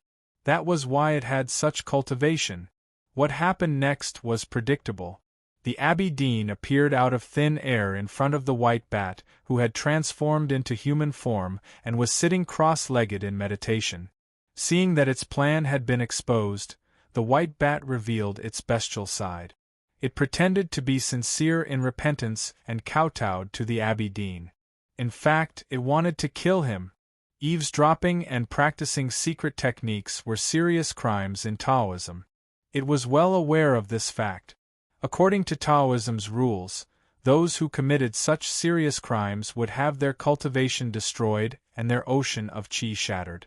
They would never be able to practice cultivation for the rest of their lives. Even the disciples were punished like this, let alone a foreign species like it. It was the lifelong dream of all foreign species to shed their beast bones and transform into human form, including the white bat. Everything that it had painstakingly cultivated for was not easy for it to obtain. There were thousands of beasts in the world, but how many of them could have such a lucky encounter? Today, even if it had to commit murder, it would have to obtain this cultivation. The white bat with evil intentions took advantage of the Abbé Dean's distraction and showed its true form. It flapped its huge wings at the Abbé Dean. As the bat flapped its wings, a strange wind blew and the sand and pebbles flew. The Abbé Dean felt a strange force and his body was blown backward by the strange wind. It took him a lot of effort to stabilize his body. He had never expected that the white bat, who had always been respectful to others, would attack him. When he came to himself, the bat spirit had disappeared from where it was. No one knew where it was since then. The bat spirit had never appeared again. Time flew. In the blink of an eye, 1,000 years had passed. The unknown small Taoist temple had long disappeared. However, the bat spirit was still alive in this world, and its cultivation was much stronger than before. For the past 1,000 years, he had been practicing Taoism's secret method diligently and wandering around in the form of a Taoist. By chance, he had picked up the secret treasure, the Qiankuan Rui gourd, from a fairy vine on Mount Kunlun. More than 200 years ago, he had subdued the white donkey monster and made it his mount. However, although he had 1,000 years of cultivation, he had been unable to break through the bottleneck of the 3 flowers at one's prominence because he only focused on spells and not morality. He was greedy and had killed many people. Left with no choice, the old man chose the simplest and most heartless way, to devour young boys and girls to obtain the power of pure yang and pure yin. This was the same as the bone couple's purpose in the desert of Flaming Dragon Town. Young boys were pure yang, while young girls were pure yin. If there were enough of them, one's cultivation would increase greatly and break through the bottleneck. However, the difference between the bone couple and the bone couple was that the bone couple forcibly collected young boys and girls from the people.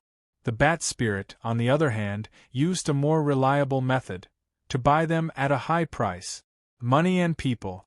Both parties were willing and they did not owe each other anything. In this way, it would not arouse the anger of the people and would not attract the attention of the Taoist sections. It would save a lot of trouble. In the past few decades, the old man had devoured hundreds of young boys and girls.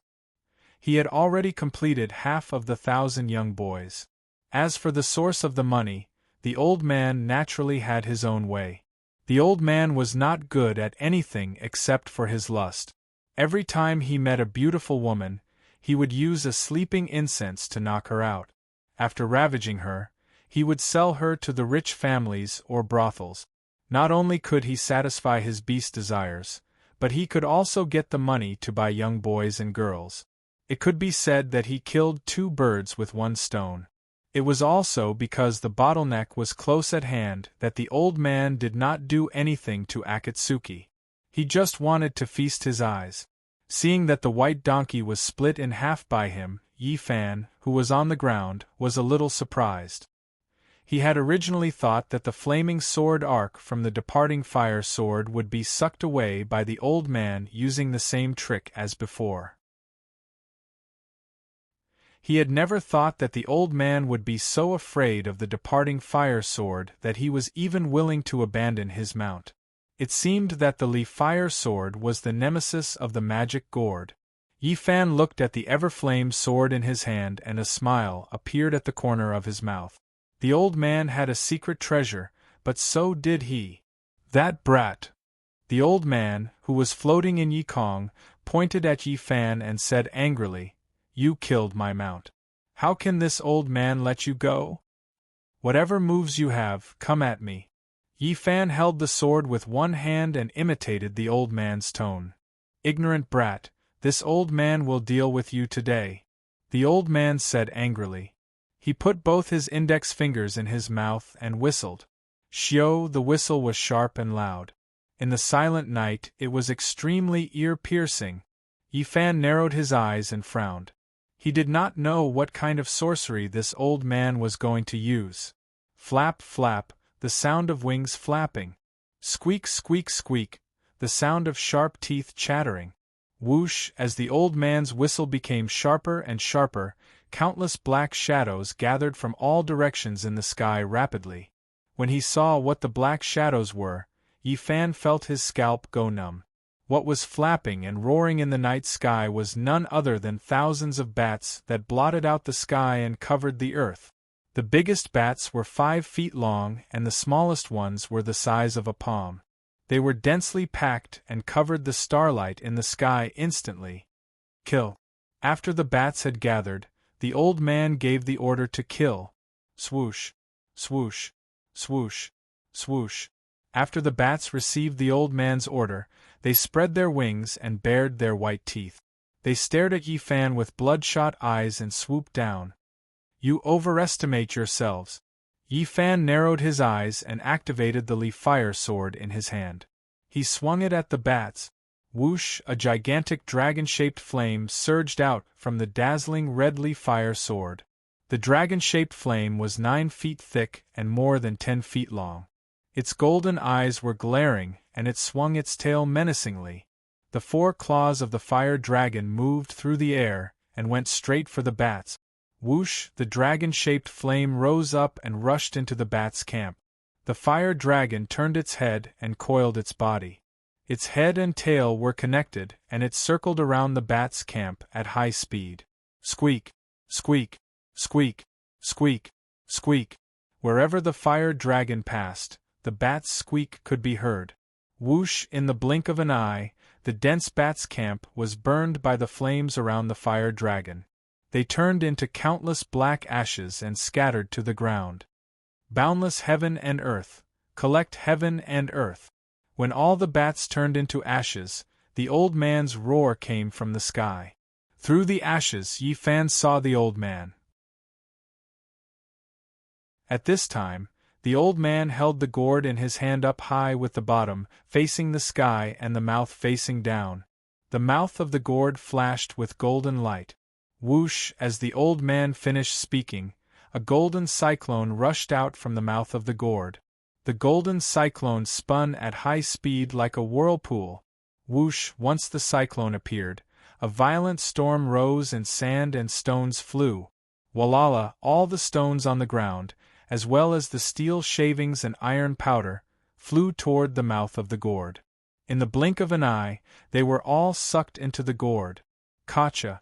Kacha, the tree next to Akatsuki, was pulled out by the strange force. It rose slowly and flew toward the gourd. Ah! Akatsuki hugged a big rock on the ground tightly and floated upside down. Woo! Baihu Xiao Zhao hugged Akatsuki's arm tightly with its claws. Its white fox fur was fluttering in the wind. The old man was going to suck in everything around him. Chapter 733. Swoosh! In the sky where the stars were shining, the beard and hair of the 1,000-year-old bat demon, who had transformed into an old man, fluttered. He activated the gourd in his hand that was shining with golden light, and his cloth robe was fluttering. Swoosh! The golden vortex released by the gourd spun at an extremely fast speed, as if it wanted to absorb everything in this world. Seeing that the young man in front of him had the Lihua divine sword, the bat spirit did not dare to be careless. He activated the gourd in his hand, intending to suck the young man, the Japanese woman, the white spiritual fox, and the Lihua divine sword into it. He did not care if the gourd in his hand could withstand the power of the Lihua divine sword. Since both of them were treasures, it was time to decide who was better. As long as the young man was sucked into the gourd, he would not be able to escape. The gourd was born from heaven and earth. It contained the power of yin and yang, water and fire. There were also countless weapons that the old man had absorbed. As long as one was sucked into the gourd, they would be eroded by the yin qi. When the yang qi entered the body, it would cause the yin and yang in the body to be in chaos and explode. In addition to the ice and fire in the gourd, as well as the thousands of swords, one would be turned into a pool of blood in the blink of an eye. Crack! Crack! On the ground, hundreds of towering trees were uprooted. Along with countless rocks and wood, they were sucked into the gourd. Akatsuki, who was hugging the giant rock tightly and floating upside down, was gradually losing her strength. Her strength had not fully recovered. Facing the powerful suction force of the gourd, she could not resist at all. Seeing this, Yi Fan frowned and immediately executed his movement skill, disappearing from where he was. Swoosh! Just as Akatsuki was about to let go, Yi Fan appeared next to Akatsuki out of thin air. He held the Lihua divine sword in his right hand and hugged Akatsuki's waist with his left hand. Then, he stepped back. Buzz! At the same time, Yi Fan activated the spiritual qi in his body and set up a protective spiritual qi light ball around Akatsuki and Baihu, who was clinging to her. The light ball was 5 feet in size. It shone with 7 colors and completely covered Akatsuki and Baihu Xiao Zhao. Wait for me at the foot of the mountain. In the howling wind, Yi Fan, whose silver hair was fluttering in the wind, said loudly to Akatsuki, "Don't step out of the mountain until I appear." Bufan Kun. Akatsuki shouted of Yi Fan's name. "Let's go." Yi Fan didn't wait for Yu Hongji to finish speaking. He slapped the rainbow ball of light. Swoosh, the seven-colored ball of light was sent flying into the air by Yi Fan's slap. It then flew rapidly towards the dense forest at the foot of the mountain. Extraordinary! Yu Hongji's voice was getting farther and farther away. In the blink of an eye, she had followed the ball of spiritual energy into the depths of the forest below the mountain. Seeing the beauty flee, the old man in the sky was flustered and exasperated. Beautiful women could be found, but the treasured robe she was wearing was hard to find in this world. Even now, the old man was still thinking about Yi Fan's 8-treasured jade-embroidered robe. He descended more than 300 feet and aimed his treasured gourd at Yi Fan, activating it once again. Whoosh on the ground, Yi Fan slowly raised his head from within the violent wind. He stared at the old man in the air and revealed an evil smile. At this moment, his silver hair was sucked into the air like a silver waterfall. Yi Fan's smile sent a chill down the old man's spine. Yi Fan's expression reminded him of someone. It was both righteous and evil, the evil moon that was as white as the moon and clean as the wind. He had been cultivating for 1,000 years, so he was very familiar with the legend of Eldritch. It was said that when Eldritch made a move, a wicked smile would appear on his face. It was said that Eldritch had already been reincarnated as a human, and even went through the heavenly tribulation during the demon-slaying conference.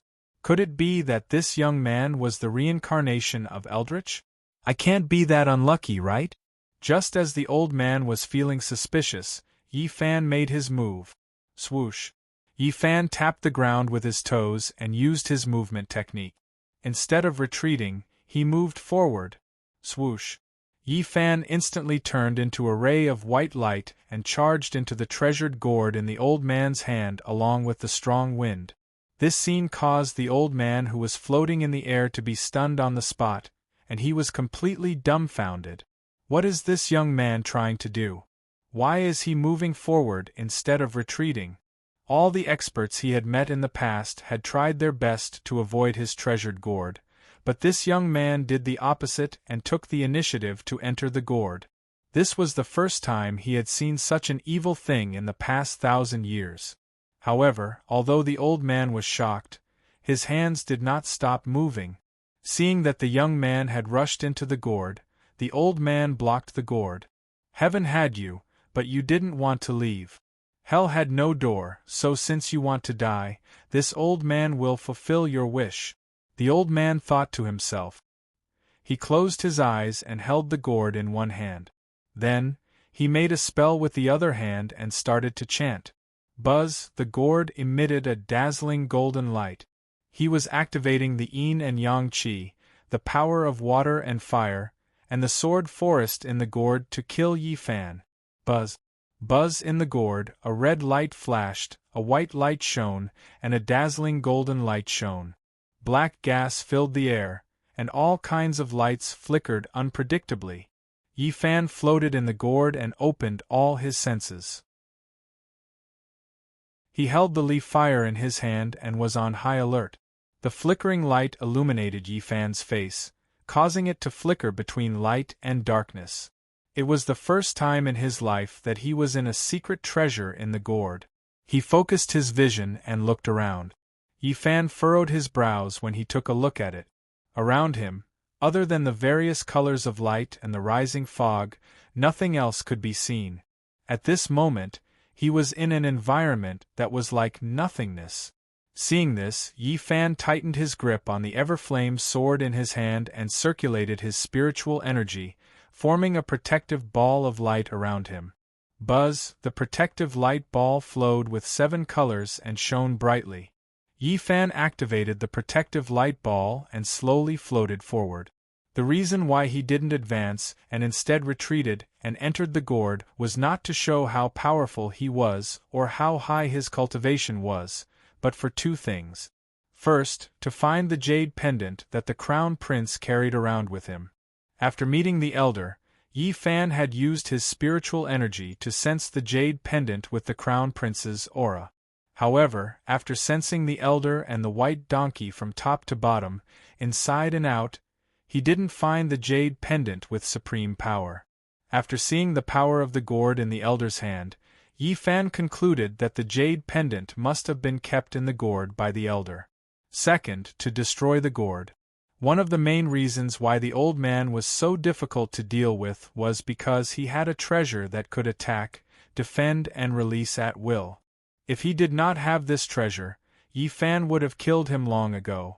Why would he bother fighting with him until now? As long as he could destroy the gourd, the elder would be like a tiger that had lost its claws and teeth, or a bird that had lost its wings. However, destroying the gourd was easy to say, but it wasn't so easy to do.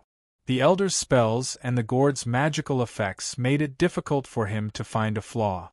However, when the elder used the gourd to release the strange wind and absorb it, Yi Fan thought of an idea. That was to fly directly into the gourd and destroy it from the inside. It was because of these 2 points that Yi Fan flew into the gourd. As the saying went, the strong were bold. With his immortal body, heaven-defying cultivation, and 4 peerless divine weapons, Yi Fan didn't feel a trace of fear or unease. He floated slowly in the protective light ball while searching for the jade pendant. Whoosh! Just as Yi Fan was floating in the bizarre fog, more than 100 beams of white light shot out from the fog in front of him and headed straight for his face. They were so fast that they were as fast as lightning. It was the cold air. When he was attacking the elder just now, he had activated the ice core to release the cold air. After seeing the beams of light, Yi Fan was shocked. This gourd is indeed a good treasure. It can actually absorb the energy for me to use, Yi Fan thought to himself. His right hand turned into a claw and reached out from the spiritual light ball. At the same time, he activated the ice core in his body. He wanted to retrieve the cold air. Chi chi chi. The 100 beams of cold air instantly merged into one and flew into Yi Fan's palm before disappearing. Whoosh! Just as the cold air was absorbed into Yi Fan's body, countless 3 feet large balls of fire shot out from the fog. Needless to say, these were the flames that he had released when he activated the fire snake's Dragon Ball. Yi Fan thought to himself. Then, he used the same trick again. His palm turned into a claw and he retrieved the flames from the Dragon Ball. Whoosh! After the flames dissipated, countless towering waves covered the sky as they surged towards Yi Fan from the opposite side of the fog. The huge waves were connected from top to bottom. The sound of the waves was deafening. There was no place to hide. Facing the huge water wall, Yi Fan smiled and did not move. To him, all water attacks were useless. The reason was simple. He had the water-repelling pearl. Buzz! When the water wall was 3 feet away from Yi Fan, a huge translucent ball of light wrapped around Yi Fan's spiritual light ball. Bang! The ball of light rushed into the water wall and continued to move forward as if it was unstoppable. Outside the gourd, the elder who was floating in the air with his eyes closed frowned. Since the cold air, fire attack, and water attack could not kill Yi Fan, then he could only use the yin and yang qi. At the thought of this, the elder changed his hand's seal and sped up his chanting. Whoosh! Within the gourd, the water wall fell and disappeared. Once the water wall fell, Yi Fan's ball of light also disappeared. Chi! Just as Yi Fan was puzzled as to why the wall of water had suddenly disappeared, the black gas that filled the sky soared up from the thick fog. Like a dark cloud, it pressed down on Yi Fan from all directions. What a domineering yin qi! After Yi Fan looked up, he could not help but gasp. He did not expect that the gourd would have such a domineering pure yin qi. It seemed that he could only use the pure yang qi of the mysterious sky's secret treasure to fight against this yin qi. Yi Fan thought to himself. However, just as he was about to activate his spiritual qi, Yi Fan suddenly laughed. He was so stupid.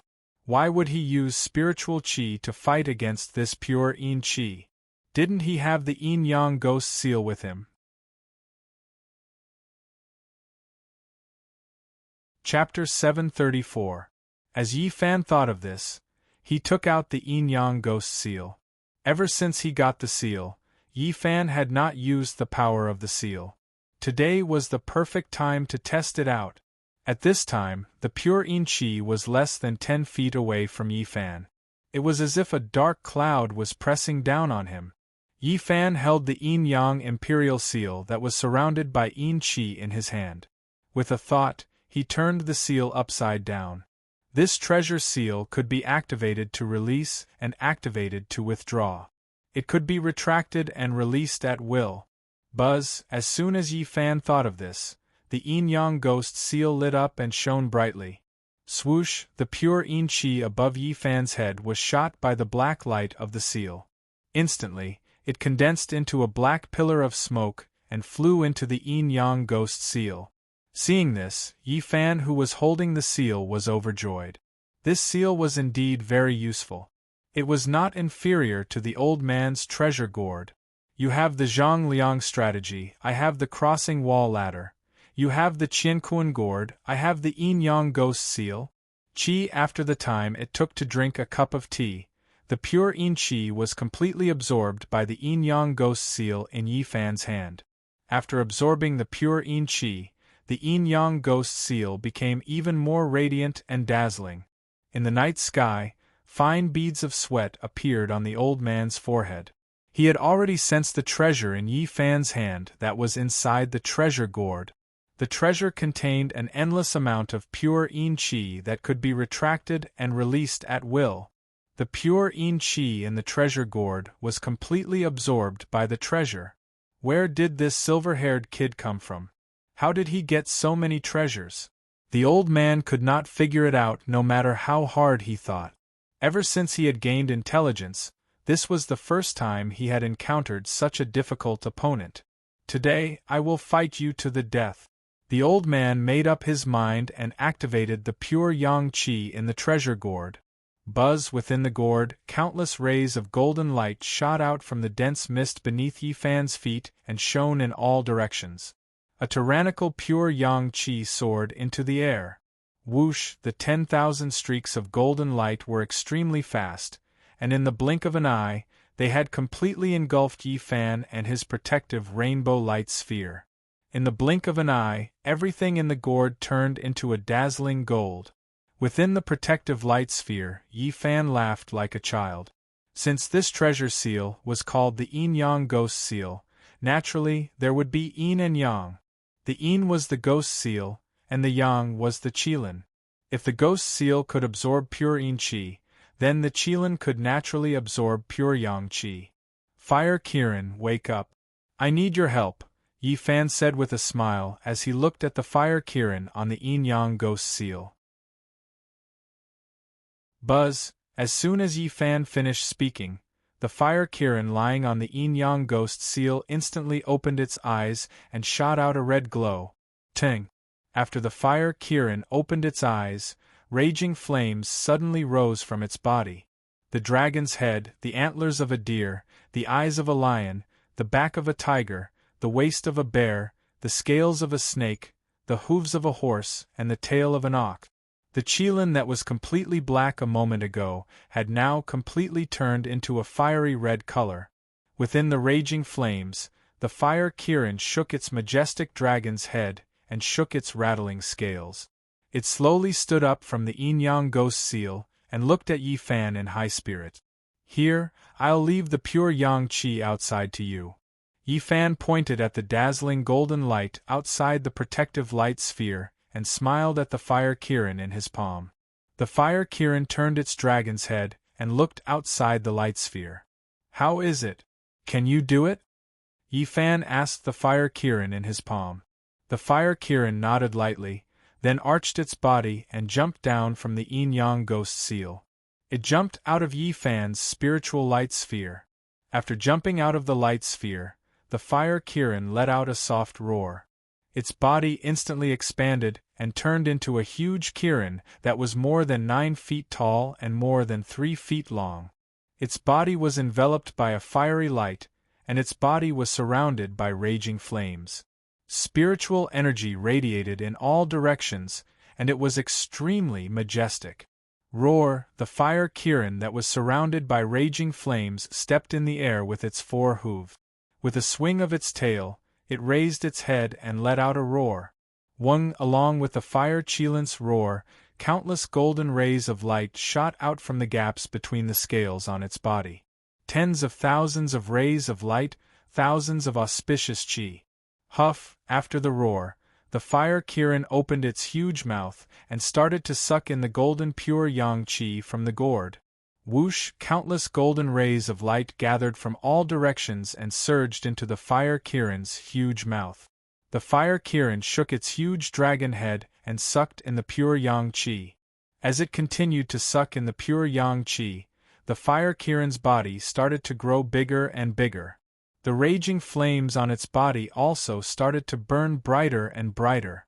In less than 10 minutes, the fire Kirin had already grown from 9 feet tall to more than 3 feet tall, and its body length had also reached more than 7 feet. The raging flames on its body were also dozens of feet tall, like a small mountain. Yi Fan, who was inside the rainbow light sphere, looked at the majestic fire Kirin in front of him with shock and joy. The fire Kirin was indeed worthy of being called a spirit beast of the 9 heavens. Its yang qi was so strong that it swallowed the pure yang qi like a whale swallowing water. Huff! In less than half an incense stick's time, the fire Qilin had completely absorbed the boundless pure yang qi within the gourd. After completing what Yi Fan had told it to do, the fire Kirin shook its huge dragon head and swung its huge tail in satisfaction. It stomped on the ground a few times and looked at Yi Fan with its huge lion eyes. "Alright, fire Kirin, that's all for today. Come back first." Yi Fan smiled at the fire Kirin. Whoosh! After hearing that, the fire Kirin nodded its head and the golden light around its body shone again. In an instant, it turned into a golden ray and flew into the yin-yang ghost seal in Yi Fan's hand. The fire Qilin, whose body had shrunk to the size of a palm, stood on the yin-yang ghost seal and roared at Yi Fan a few times. It spat out a few flames. Then, it bent its 4 legs and curled up its body. Once again, it lay on the seal and the golden flames on its body slowly extinguished. Yi Fan smiled and put the yin-yang ghost seal away. Along with the disappearance of the yin and yang qi, everything within the gourd instantly became clear, and the dense and boundless mist from before had already vanished without a trace. The interior of the gourd was nearly 100 feet tall, dozens of feet wide, and over 3,000 feet long. Originally, the space in the gourd was boundless, but the disappearance of the yin-yang qi greatly reduced the use of the gourd. Yi Fan looked around and carefully searched for the crown prince's jade pendant with his eyes. On the ground, there were hundreds of weapons, as well as piles of rocks and broken wood. It was a mess. Yi Fan floated forward dozens of feet and then reached out with one hand and sucked in the air. Puff! A red saber flew out from the broken wood on the ground and into Yi Fan's hand. This saber was none other than Akatsuki's saber, the Red Lady saber. On the saber's hilt, the crown prince's glowing jade pendant was hanging on it, safe and sound. Akatsuki knew that the jade pendant was extremely important, so she tied it to her saber. As long as the saber was with her, the jade pendant would naturally be with her. It was the safest place. Yi Fan kept the saber and the jade pendant and began to activate the ever-fire sword in his hand. Since he had found the jade pendant, there was no need for him to stay in the gourd. He wanted to destroy the gourd. Under Yi Fan's activation, the ever-fire sword was blazing with flames and sword radiance. On Yi Kong's mountain, the gourd that was shining with golden light suddenly disappeared and was covered with a layer of fiery red light. The entire gourd started to become boiling hot. The old man holding the gourd was dumbfounded. Not only did the yin-yang qi in the gourd not turn the young man into pus and blood, it was sucked away. Not only that, the silver-haired kid wanted to use the ever-fire divine weapon to destroy the gourd. For the first time in 1,000 years, the bat demon felt fear. Even after sucking the opponent into the gourd, it was still unable to kill him. What kind of cultivation did this kid have? Could this person really be the reincarnation of Eldritch? Just as the bat demon was feeling apprehensive, Yi Fan, who was floating in the gourd, pointed the ever-fire divine weapon at the gourd's wall and attacked. Shwa! A dazzling fiery beam of light shot out from the tip of the departing fire sword, like lightning. Boom! The fiery light beam, which was less than 3 inches thick, instantly pierced through the gourd that had lost its yin-yang qi. This was not the end. Yi Fan, who was holding the ever-fire sword, released the ever-fire divine weapon and turned around in the air. Shwar! As Yi Fan turned around slowly, the ever-fire sword followed him. The fiery light beam was like a fiery light whip that drew a circle on the walls of the gourd. In the blink of an eye, the secret treasure, the heaven and earth willing treasure gourd, was cut into 2 by Yi Fan's blazing sword. The old man, who was holding the gourd, saw a red light beam shoot out from the gourd and circle around the gourd. The gourd was immediately split into 2. The old man's eyes widened as he was stunned on the spot. The ever-fire gourd was no match for the ever-fire sword after all. Shwa shwa shwa! Just as the old man was stunned, Yi Fan, who was inside the gourd, waved the ever-fire sword again. This time, Yi Fan was having fun inside the gourd. As he used his movement skill, he controlled the ever-fire sword and slashed at the walls of the gourd. Either he did not destroy it, or he would destroy it to the end. Inside the gourd, the red light beam shot out in all directions. Boom boom boom, wherever the red light beam passed, the gourd was cracked by the ever-fire sword.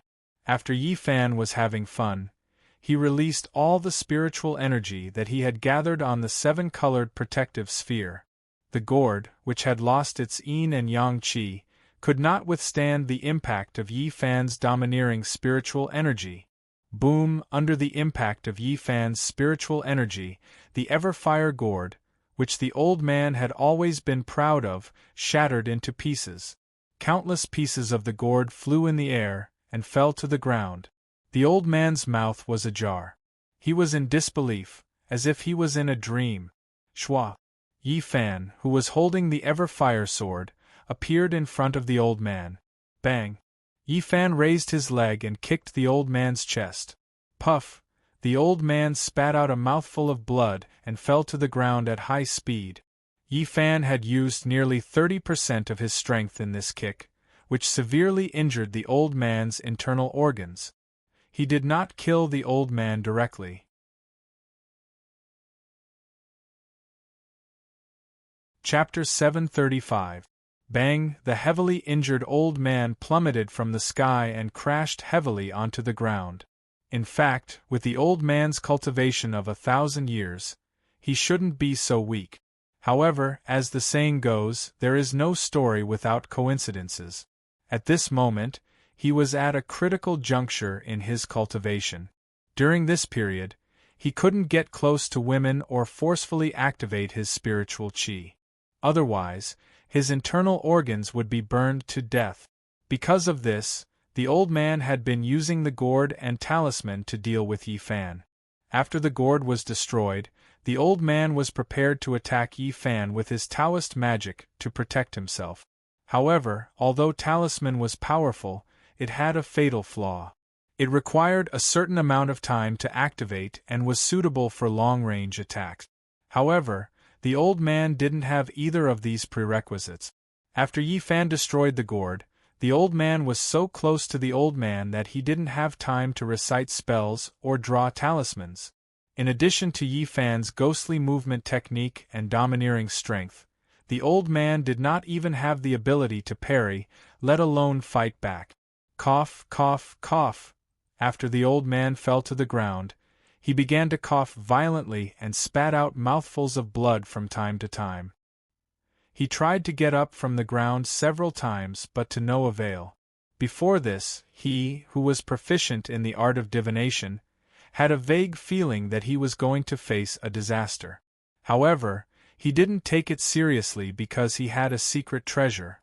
Now, it seemed that the heavenly Tao was right and his disaster had come. Swoosh! Yi Fan appeared in front of the old man out of thin air. He held the Li Fire sword upside down and stood with his hands behind his back. He looked coldly at the old man who was lying on the ground with a mouth full of blood. You? Who are you? The pale old man forced himself to sit up with his hands. He looked at Yi Fan and asked weakly. Yi Fan looked at the old man coldly and didn't answer the old man's question. Why? The old man coughed and said, when you're about to die, you won't even tell me your name. Puff! The old man stuttered and spat out another mouthful of blood. Buffon Yi. Yi Fan spat out 3 words. Yi Buffon? The old man's body shook when he heard the name. Yi Buffon, the reincarnation of the Eldritch from the demon-slaying conference? Yi Fan did not reply, which could be considered as a tacit agreement. Ha ha ha! After the old man confirmed that the young man in front of him was Eldritch's reincarnation, he immediately looked up to the sky and laughed. To be able to die in the hands of Eldritch, this old man can die without regrets. Ha ha ha! Cough cough cough! No wonder he lost so miserably today. It turned out that this person was the reincarnation of Eldritch. Back then, even the 6 immortals of the heaven realm were not a match for this person, let alone a different kind like himself. When the old man thought of this, he could not help but shake his head and smile bitterly. If he had known that this person was Eldritch, he would never have dared to touch his woman. If he had known that he was Eldritch, he would not have dared to fight him. Retribution, this was truly retribution. The old man thought to himself. He had done everything he could, but in the end it was all because of karma. As the saying goes, when a bird is about to die, its cry is sad. When a man is about to die, his words are kind. The old man knew that today was the day of his death, and he could not help but feel sad. Thinking about it, he was one of the spiritual seeds of heaven and earth. Now, because of the endless karma, he had ended up in such a miserable state. Puff, as the old man thought to himself, he suddenly spat out a big mouthful of blood.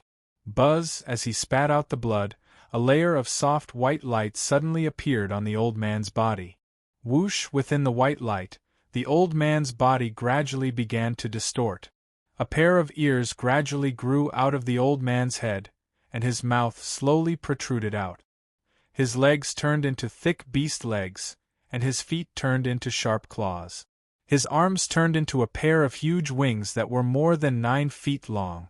In the blink of an eye, the severely injured old man returned to his original form, which was a huge snow-white bat. When Yi Fan saw this, he was shocked. No wonder this old man was so difficult to deal with. After all, he was a bat spirit. Flap, flap, the bat spirit struggled to flap its huge wings. Using the tips of its wings, it slowly stood up from the ground. As a spiritual seed of heaven and earth, it had to die with dignity. After getting up, the bat spirit turned to look at Yi Fan calmly. I heard that Mr. Eldritch is a sentimental and righteous person. This old man has a last wish. I would like to ask Mr. Eldritch to fulfill it, the bat spirit said in human language. Speak, Yi Fan said coldly as he stared into the bat spirit's eyes. This old man is guilty of many sins, so my death is not to be regretted.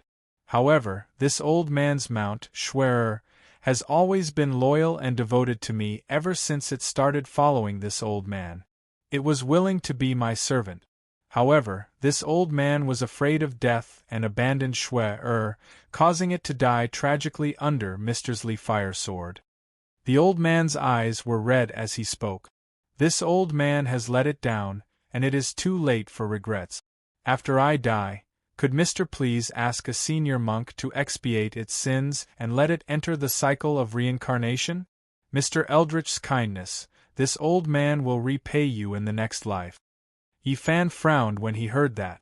Okay, I promise you, Yi Fan said to the bat spirit after a long time.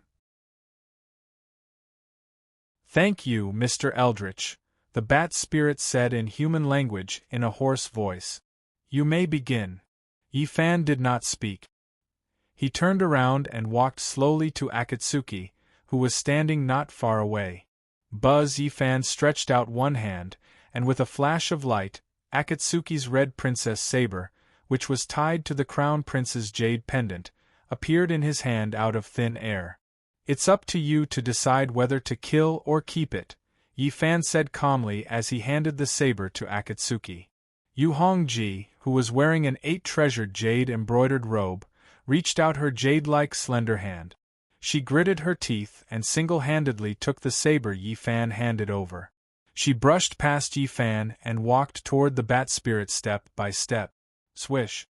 While walking, Akatsuki pulled out the red princess saber from the scabbard with one hand and the hilt of the saber with the other.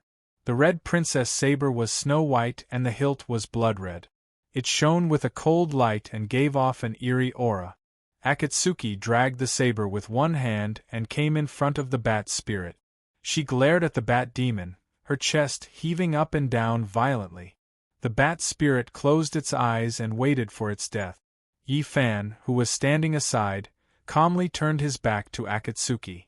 Although the bat spirit was repentant, it was still a sinner. Whether it lived or died, it would be up to Yu Hongji to decide. He would never interfere. Akatsuki held the hilt of the red princess saber with both hands and slowly raised it above her head. She gasped for breath and stared at the bat spirit. She bit her lower lip and was angry but hesitant. What the old man said just now made her hesitate.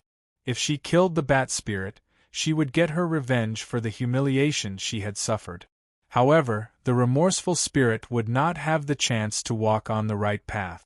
If she did not kill the bat spirit, every inch of her skin would be seen by the spirit and she would almost be defiled. If she did not take revenge, she would not be at ease. Akatsuki's hands began to tremble. She did not know what to do. "Ah!"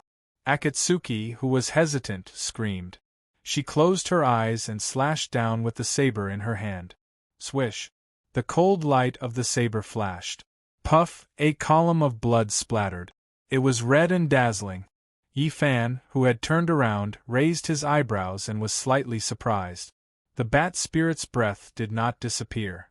As Yifan thought to himself, he immediately turned around.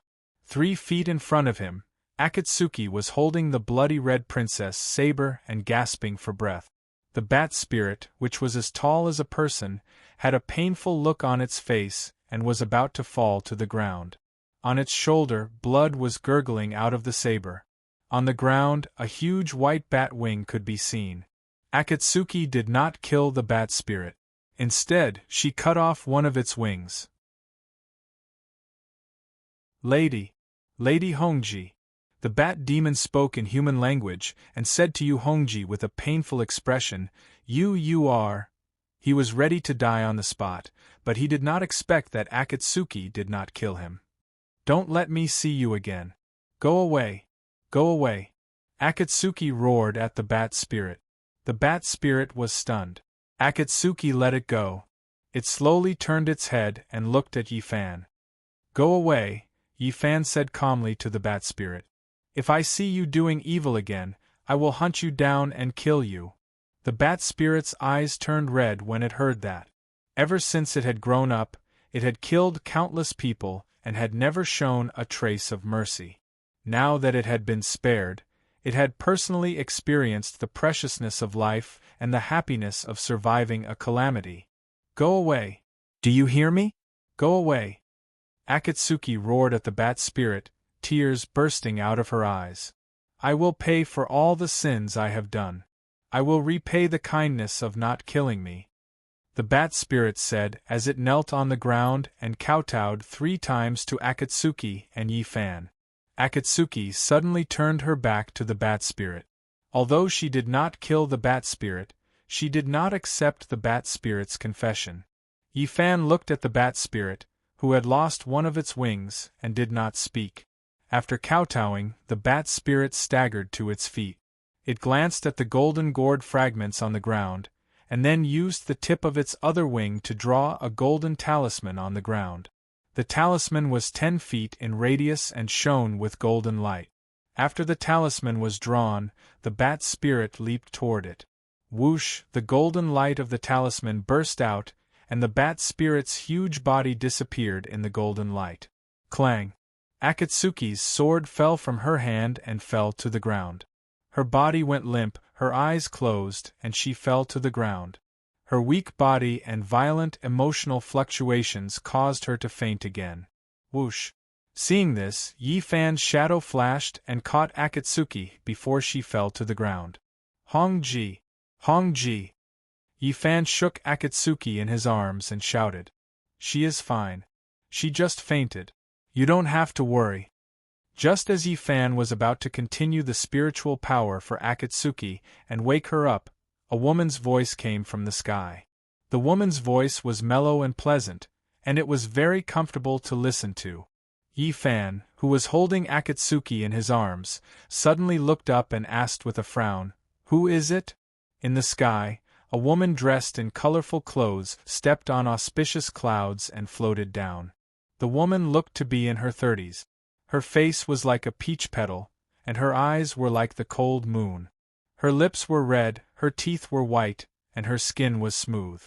She was graceful, like a dragon lady or a fairy descending to the mortal world.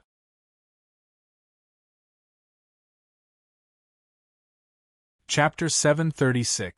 You are the Red Dust Pavilion's pavilion master, Miss Ruyan? Yi Fan asked the woman. The woman did not answer Yi Fan's question. Instead, she looked deeply at Yi Fan and said, "I didn't expect you to have grown so much." Yi Fan frowned when he heard that. From the woman's tone, it sounded like she had seen him before. What? You've seen me before? Yi Fan raised his brows and asked the woman. I've never seen you before, but I recognize you. The woman said to Yi Fan, You're Yi Fan, the reincarnation of Eldritch. Your father is the inverse scale sword, Yi Kong. Your grandfather is the head of the Yi clan, the snowthread sword, Yi Yun. Am I right? You're right. However, these things are already known by everyone, so they're not really secret. Yi Fan leaned over and placed the unconscious Akatsuki in his arms under a huge rock. Then, he carefully tucked a few strands of hair behind Akatsuki's ears. You like this Japanese girl? The middle-aged woman asked when she saw Yi Fan taking good care of Akatsuki. What does that have to do with you? Yi Fan turned to look at the woman and asked. In terms of seniority, you're still my nephew. What's wrong with me asking about this? The woman looked at Yi Fan with her beautiful eyes and said calmly, Miss Ruyan, please be more respectful when you speak. Yi Fan immediately stood up when he heard the woman spouting nonsense. He said coldly, I respect you as a chaste woman and a kind person. That's why I stopped to talk to you. If you continue to spout nonsense and pretend to be my relative, I won't be angry with you. He heard from his father, Yi Kong, that his mother was an only child. She had no brothers or sisters, let alone any distant relative. Since that was the case, how could he be called a nephew? As Yi Fan spoke, he withdrew the Everflame sword and waved at Baihu Xiaozhao, who was not far behind him. Baihu ran from behind to Yi Fan's side and jumped onto Yi Fan's shoulder. Matsumoto Takeyoshi wants to invite you to the East Sea to meet him. He even brought a silver bracelet for you. Yi Fan stared at the middle-aged woman. As he spoke, he extended his hand towards the pile of rubble beside him. Puff! A silver-white object flew from the pile of rubble into Yi Fan's hand. This silver bracelet had Akatsuki's aura, and it was separated from the bat spirit's gourd. Yi Fan could easily find it. Here. Yi Fan tossed the silver bracelet to the middle-aged woman. The middle-aged woman caught it and looked at it in front of her eyes. This was an ordinary silver bracelet that couldn't be any more ordinary. The tacky patterns on it had been worn away by about 70 to 80%, and the inferior coarse silver had begun to turn a little black. It was obvious that this was a piece of jewelry worn by ordinary people, and it had been worn for many years. However, it was such an ordinary item that caused the Red Dust Pavilion's pavilion master Ru Yen to frown. Obviously, this silver bracelet was special to her. I have delivered the message, and I have given you the item. Hongji's mission is complete. Goodbye. Yi Fan said expressionlessly. He leaned over and picked up Akatsuki. Then, he turned around and prepared to leave on a cloud. Don't miss me. Time is like lightning. 25 years later, we will reunite at the Mid-Autumn Festival. Just as Yi Fan turned around, the woman in the five-colored robe began to recite a short poem. When he heard the middle-aged woman recite the five-word poem, Yi Fan's body froze on the spot. His eyes were filled with shock. This poem was written by his birth mother on his first birthday. It was a farewell poem that she left for his father, Yi Kong. How did she know? One had to know that this farewell poem was only known to him and his father. Apart from the two of them, no one else knew of it. Yi Fan turned around abruptly and looked at the middle-aged woman in shock. It seems that your father has told you about this, the middle-aged woman said calmly when she saw the shock on Yi Fan's face. Miss Ru Yen, how do you know about this poem? Yi Fan asked in shock. I just said that in terms of seniority you are my nephew. And you have to call me aunt. Don't call me miss, the woman said with a smile. As for why I know about this poem, the reason is simple. It's because your mother is my senior sister. As soon as the middle-aged woman finished speaking, Yi Fan's head buzzed. His mother was the senior sister of the Red Dust Pavilion's master. How could this be? Yi Fan's eyes widened. He was stunned on the spot. Your mother's surname is Xiao, and her name is Wani. She left home on your first birthday and left this poem. She promised to reunite with you and your father on the Mid-Autumn Festival 25 years later. Am I right? Yi Fan's eyes were glazed over. He was speechless for a long time. Everything was as she had said, not one bit off. At that time, his father had told him that his mother left with a Taoist nun. And this Red Dust Pavilion's master, Ru Yen, was also rescued from a brothel by a Taoist nun. Everything matched up now. What she said was true. His birth mother was really her senior sister. What about my mother? Where is she now? Yi Fan's eyes were red as he asked the middle-aged woman in a choked voice. He was already 24 years old. He had been separated from his birth mother for 23 years. 23 years without a mother's love. He didn't even know what his mother looked like. He knew this feeling better than anyone else. Now that he knew about his birth mother, how could Yi Fan not be emotional? Senior sister is now working by my master's side. I can't tell you where she is. This is my master's order. I don't dare to go against my master's orders, Ru Yen said to Yi Fan. Even what I said to you just now was a violation of my oath. If I hadn't met you by chance, I wouldn't have told you this at all. How is mother now? Is she all right? Yi Fan's eyes were filled with tears as he asked. For more than 20 years, Yi Fan had always complained about his birth mother. Countless times, he had questioned his mother in his heart why she had abandoned her husband and child and left without saying goodbye. However, when he heard the news about his mother, he couldn't help but miss her. Mother and son were connected by heart. Blood was thicker than water. Yi Fan was a piece of flesh that fell from his birth mother's body. How could she not miss him? Don't worry, your mother is fine. She just misses you. Ru Yan's eyes were also filled with tears as she spoke. Don't blame your mother for being cruel. She has her own difficulties. She suffered no less than you. Every full moon night, senior sister would lock herself in her room alone. She wouldn't eat or drink and would wash her face with tears. She would look at the moon from afar and cry all night long. Yi Fan closed his eyes. 2 streams of hot tears flowed out.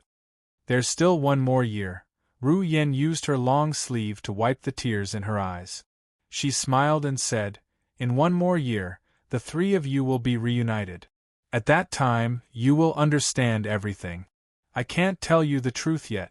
If I tell you, everything your mother has done for the past 20 years will be in vain. Don't blame Auntie. I understand, Auntie, I understand. At this time, Yi Fan was already choking with sobs. A mother abandoning her baby son in swaddling clothes and her husband, who had helped her in times of need, heartlessly left. How much courage did this require? How much difficulty did she have to face? As the saying goes, heaven's secrets cannot be revealed. The matter of Qingqinzi had always made him feel guilty. Mother's difficulties were probably the same. Yi Fan thought to himself, "My surname is Han. In the future, you can call me Auntie Han," Ru Yen said to Yi Fan. Yi Fan, whose face was covered in tears, nodded in response. "What about your father?" Ru Yen asked Yi Fan. "How's his recovery from the demon-slaying conference?" "Father is fine. I think he has more or less recovered," Yi Fan replied. That's good, that's good." Ru Yen nodded and said, "When senior sister hears this news, she will be very happy. Auntie Han, when you see my mother, please say hello to her for me. Just say that I miss her and my father also miss her," Yi Fan said while choking with sobs. "Don't worry, I will definitely pass on your words," Ru Yen said with red eyes. She had thought it through. When she went back, she could tell senior sister everything. The only thing she couldn't tell senior sister was that her baby son already had a head full of silver hair at such a young age. If that happened, senior sister would be very sad. "Auntie Han, that Matsumoto Takeyoshi is sinister and cunning. He has many experts under him. If he asks you to go, it must not be a good thing. You must not pay attention to him. Don't go to the Eastern Sea to see him," Yi Fan said to Ru Yen. "I know what you said, but if I don't go, that Matsumoto Takeyoshi will definitely suspect you. I'd better go to the Eastern Sea." Ru Yen said to Yi Fan earnestly, "Go back and tell him that I will go see him in 7 days." "But Auntie Han," Yi Fan said anxiously. He was already entangled with Matsumoto Takeyoshi. He didn't want his aunt to be dragged into the water. "Don't worry, I know what to do," Ru Yen said to Yi Fan. She stretched out her hand and waved at the ground. While on the ground, the scattered fragments of the gourd slowly floated up and flew into her hand. Buzz, the fragments gradually condensed in the air above her palm, flashing with a golden light. In the blink of an eye, the broken gourd was restored to its original state, shining with a golden light. "Auntie Han, this is..." Yi Fan stared dumbfoundedly at the gourd in Ru Yan's hand. His face was full of disbelief. "This thing is born from the essence of heaven and earth. Contains yin and yang qi, the power of water and fire. Can absorb all things. Even if it is destroyed thousands of times, it can be restored to its original state." Ru Yen said to Yi Fan, "The 1,000-year-old bat spirit left this treasure for you to repay you for not killing it." Yi Fan frowned when he heard that. No wonder the bat spirit looked at the gourd fragments before leaving. It turned out that this was the reason. This treasure can be big or small, big or thin, and can be absorbed or released. It may be helpful for you to find the cauldron in the future. "Keep it," Ru Yen said. With a thought, the gourd in her hand suddenly shrunk from 3 feet to the size of a fingernail, shining with a golden light. She stretched out her hand and handed the gourd to Yi Fan. Obviously, her cultivation was far beyond that of the 1,000-year-old bat spirit. The bat spirit could only maintain the gourd at 3 feet, but she could control it freely.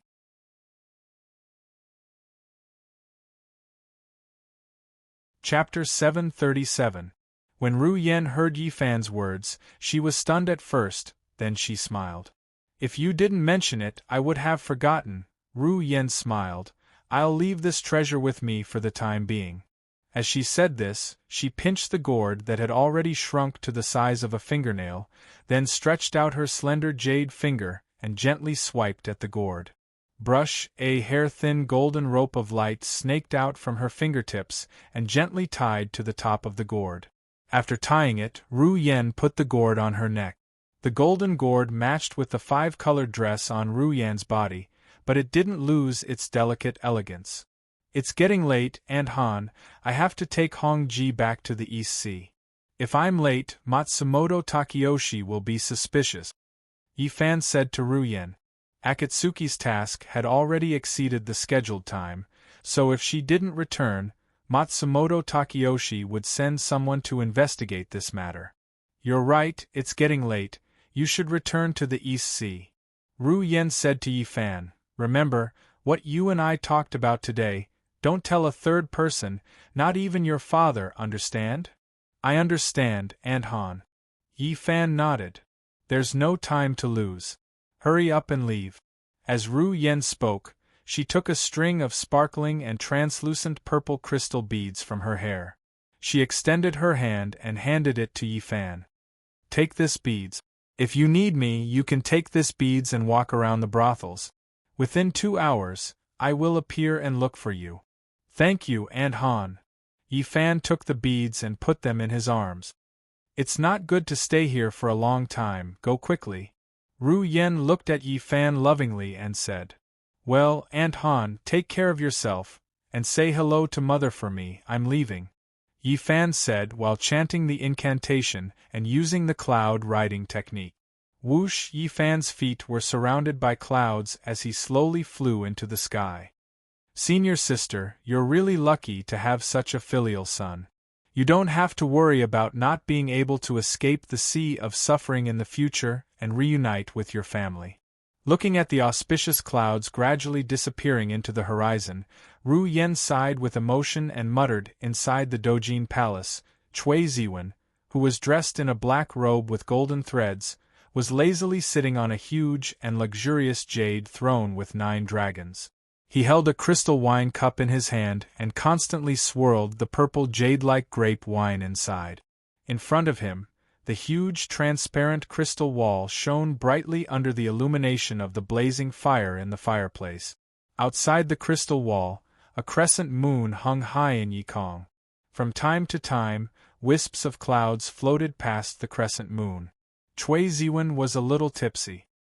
He drank the grape wine while quietly admiring the beautiful night in front of him. Buzz, just as Cui Ziwen was enjoying the moonlight wine alone, the air suddenly vibrated slightly. Along with the vibration of the air, all the scenery instantly became slightly distorted, and then returned to normal. Cui Ziwen's crystal wine cup slowly stopped in front of his mouth.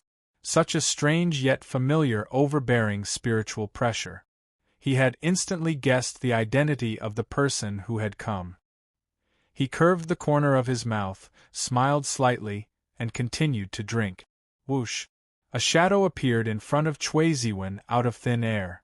The person who had come was wearing a bronze grimace mask and a long cyan robe made of coarse cloth. He was tall and had long hair like a waterfall. A black oil umbrella was held in his hand. It was as black as ink and shiny with oil. The bronze mask and the black oil umbrella looked a little strange against the moonlight and sparse stars of the night. I heard that you were looking for me? The person asked Cui Ziwen in a clear and deep voice. Mr. Yi, you've made me look for you very hard. As Cui Ziwen spoke, he put down the crystal wine cup in his hand, stood up from the colorful azure dragon chair, and walked slowly to the person who had come. This person was none other than Eldritch's older brother, the person who had sealed Yi Fan's evil energy on the day of his birth. Yi Qiu, Master Cui, together with Magic Blade Yi Ming and the Supreme Being of the Demon Realm, are looking for a secluded mountain villager like me? Aren't you making a big fuss over a minor issue? Yi Qiu, who was wearing a bronze grimace mask, stared at Cui Ziwen with his spirited eyes under the mask, and asked calmly. Yi Qiu's words were not an exaggeration.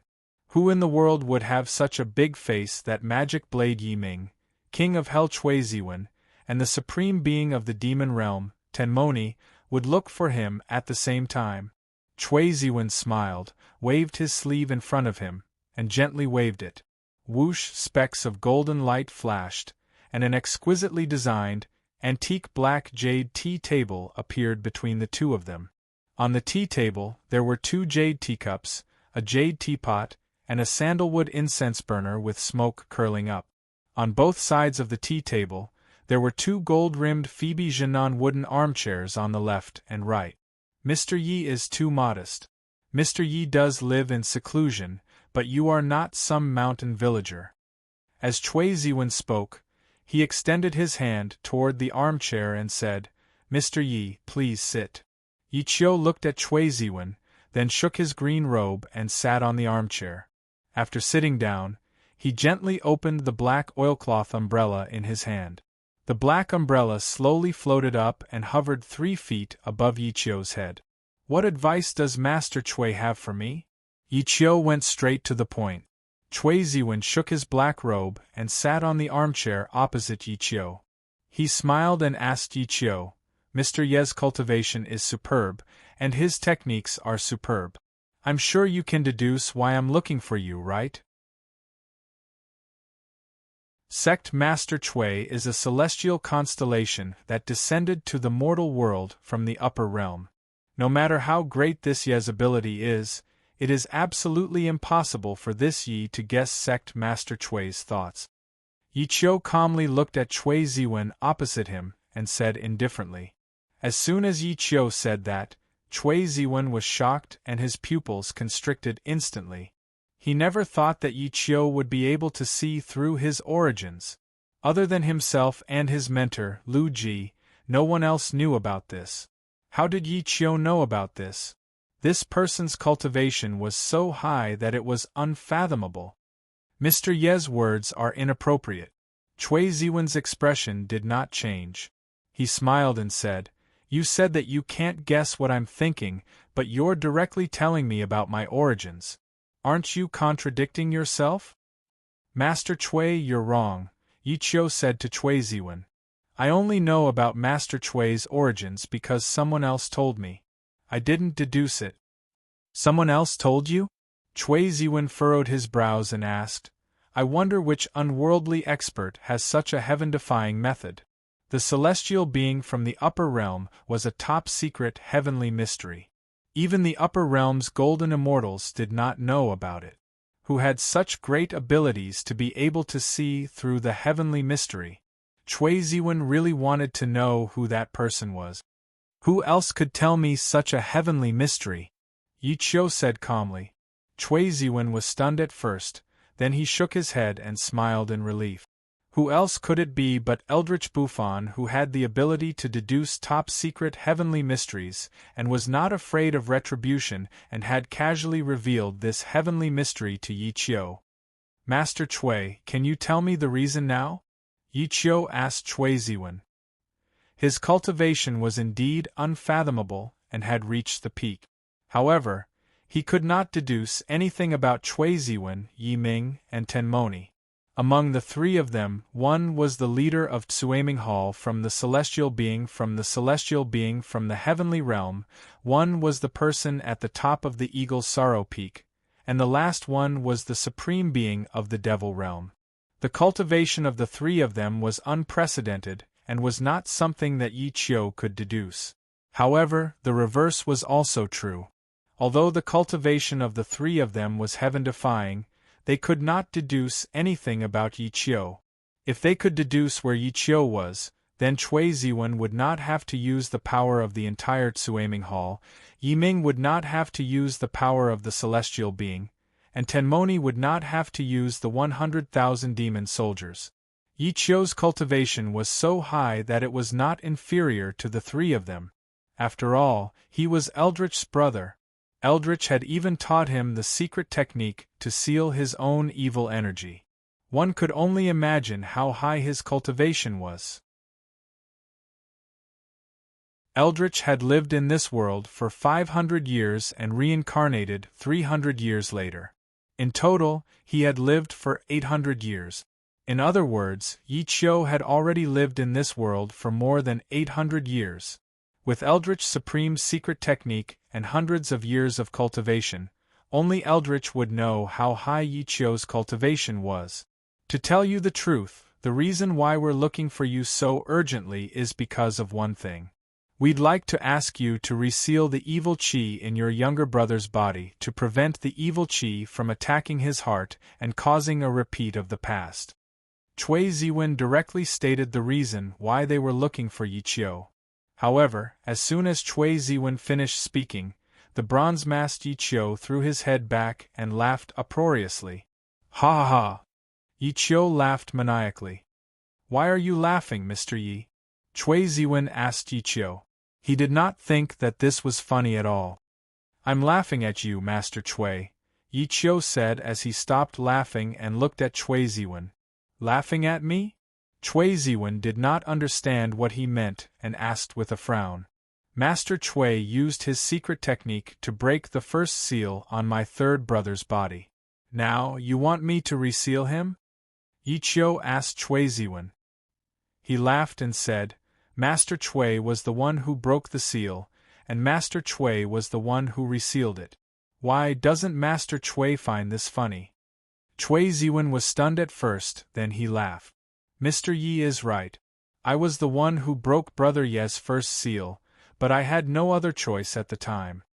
Chui Ziwen picked up the teapot on the black jade table and poured tea into 2 jade teacups as he said to Yi Qiu, the situation was too dangerous. If I didn't do anything, Brother Ye's mind would have been devoured by the blood demon. I had no other choice, so I thought of using evil energy to suppress the demon spirit. I had no choice but to break the first seal that Mr. Yi placed on your brother's body. I hope Mr. Yi can forgive my presumptuous actions. As Chui Ziwen spoke, he pushed one of the teacups in front of Yi Qiu.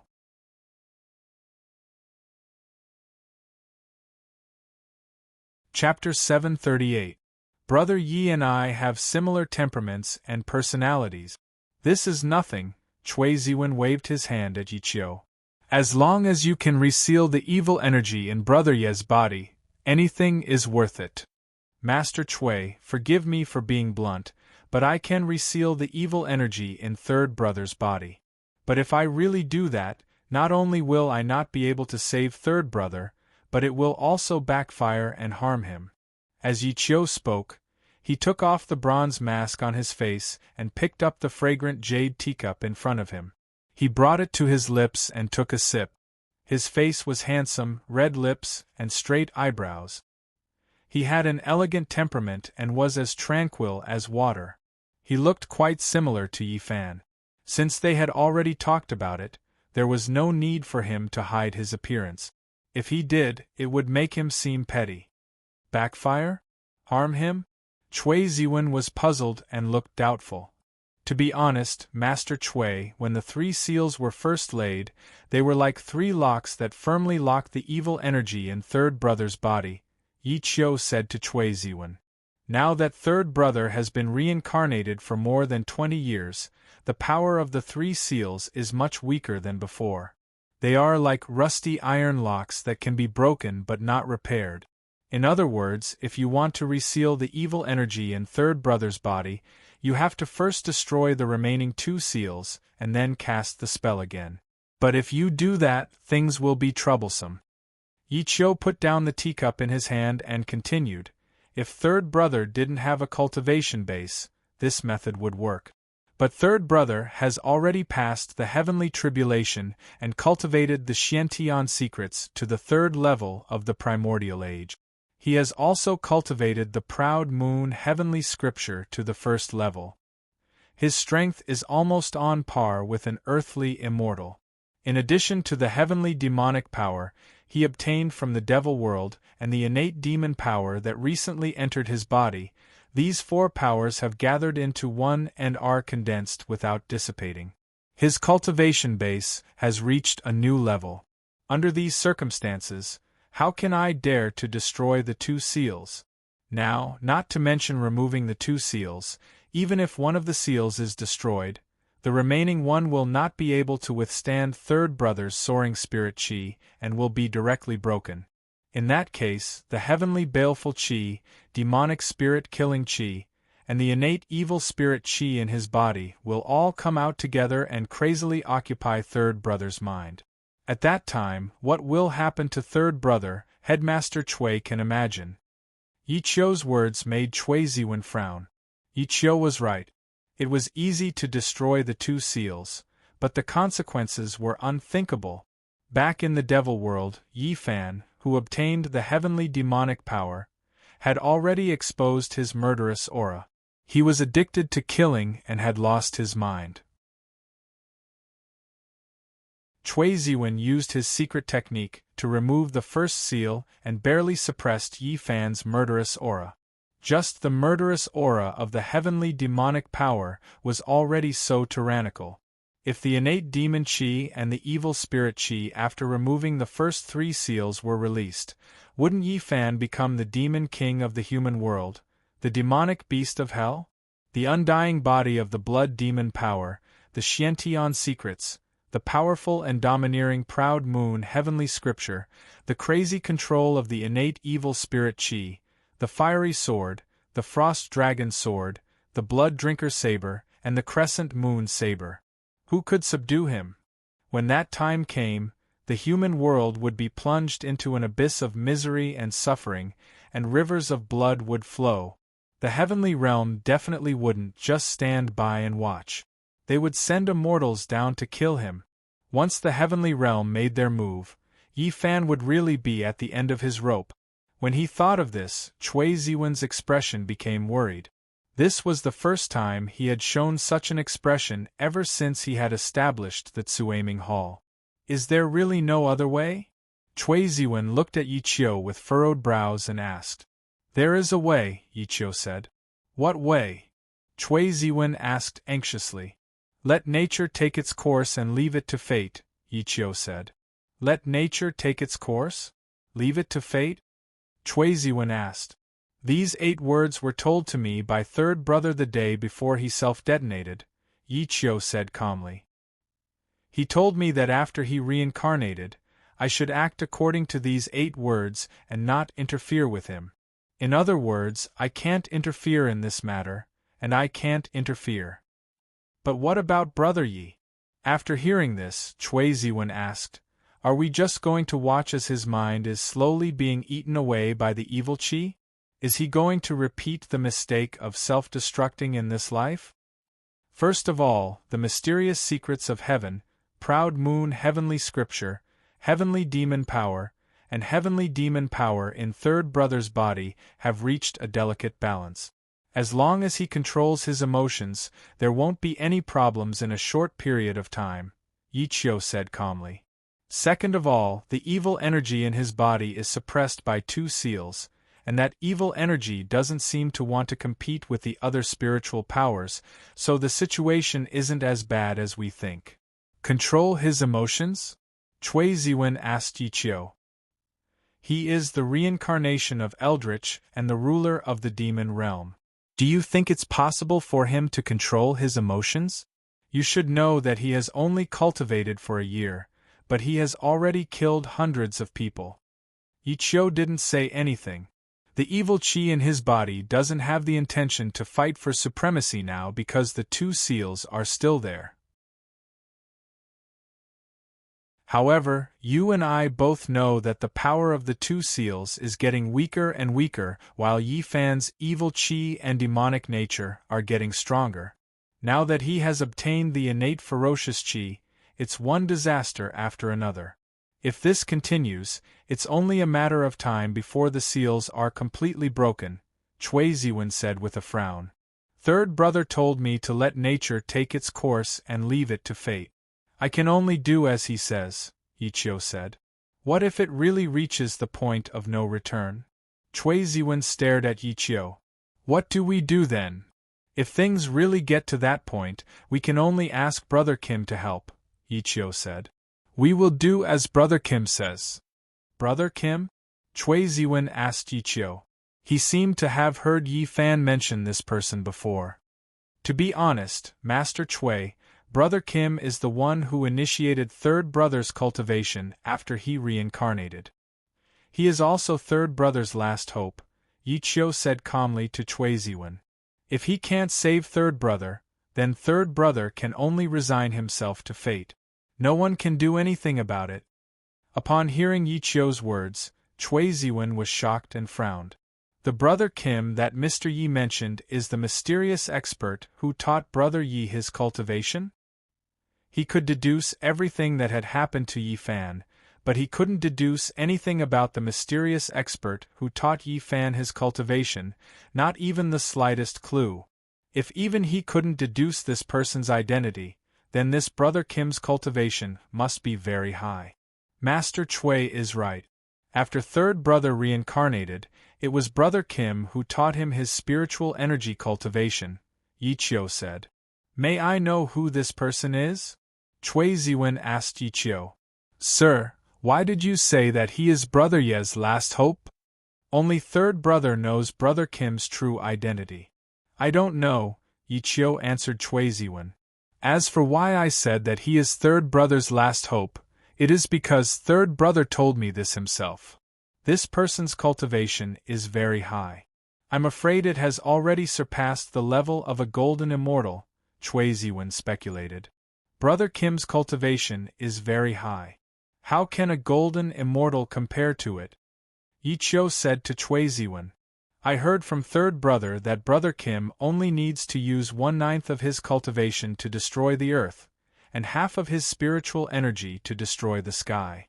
Third brother's Xiantian secret was given to him by Brother Kim on his wedding day. 1/9 of his power can destroy the earth? Half of his spiritual energy can destroy the sky? Chui Ziwen's expression changed drastically when he heard this. If this was told to him by someone else, he would definitely smile and ignore it. However, he had no choice but to believe it when it came from Eldritch.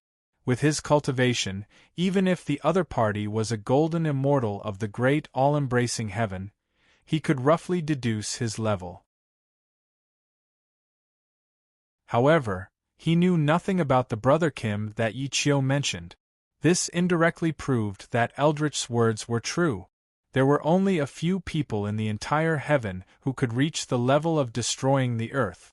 This Brother Kim's cultivation is so high. He must have a very high status in the heaven realm, Chui Ziwen composed himself and said to Yi Qiu. However, the heavens have their own rules. Even if Brother Yi has a close relationship with this Brother Kim, it can't solve any problems. Master Chui, you're wrong. This Brother Kim is not from the heavenly court. How can he be bound by the heavenly rules? Yi Qiu picked up the jade teacup and took a sip of tea. He said, when Brother Kim appeared, the heavenly court didn't exist yet. What? When Chui Ziwen heard this, he was immediately dumbfounded and dumbfounded. This person actually appeared before the appearance of the heavenly court. How many years of cultivation did he have to have? Could it be that this person was an ancient true spirit, a great deity on the level of Nuwa? Chui Ziwen didn't dare to think any further. If that was the case, Yi Fan, who was at the end of his rope, might still have a chance of survival. Brother Kim is third brother's last hope. However, as the saying goes, whoever started the trouble must untie it. Third brother still has to deal with all the bad karma he planted back then, Yi Qiu said to Chui Ziwen. What he needs to do now is to accumulate good karma and repay the bad karma he owed in his previous life. It's not too late to make up for his mistakes. He's one of the guardians of the 9 bells. Perhaps this is a chance given to him by the heavens. Chui Ziwen took a deep breath and said with emotion.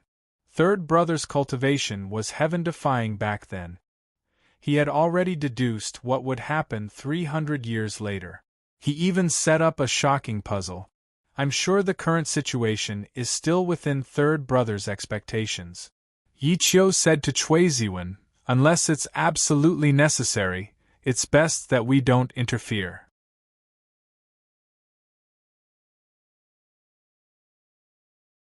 Chapter 739. Forbidden City. Crown Prince's Palace. Night. Inside the study, the Crown Prince, dressed in a brocade robe and a golden crown, gently placed his royal brush on the mountain of brushes made of Shoshan stone. He looked at his masterpiece on the table with satisfaction. On the table, there was a painting of a beauty. The beauty in the painting had crescent moon-like eyebrows, star-like eyes, jade-like teeth, and creamy skin.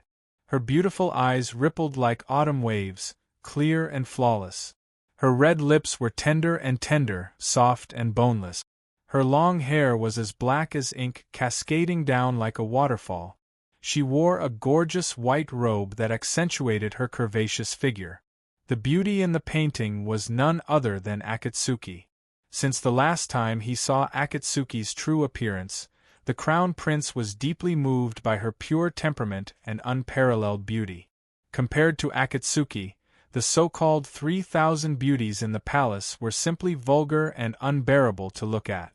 The Crown Prince carefully picked up the painting and gently blew at the wet ink on the painting. There is a beauty in the north, peerless and independent.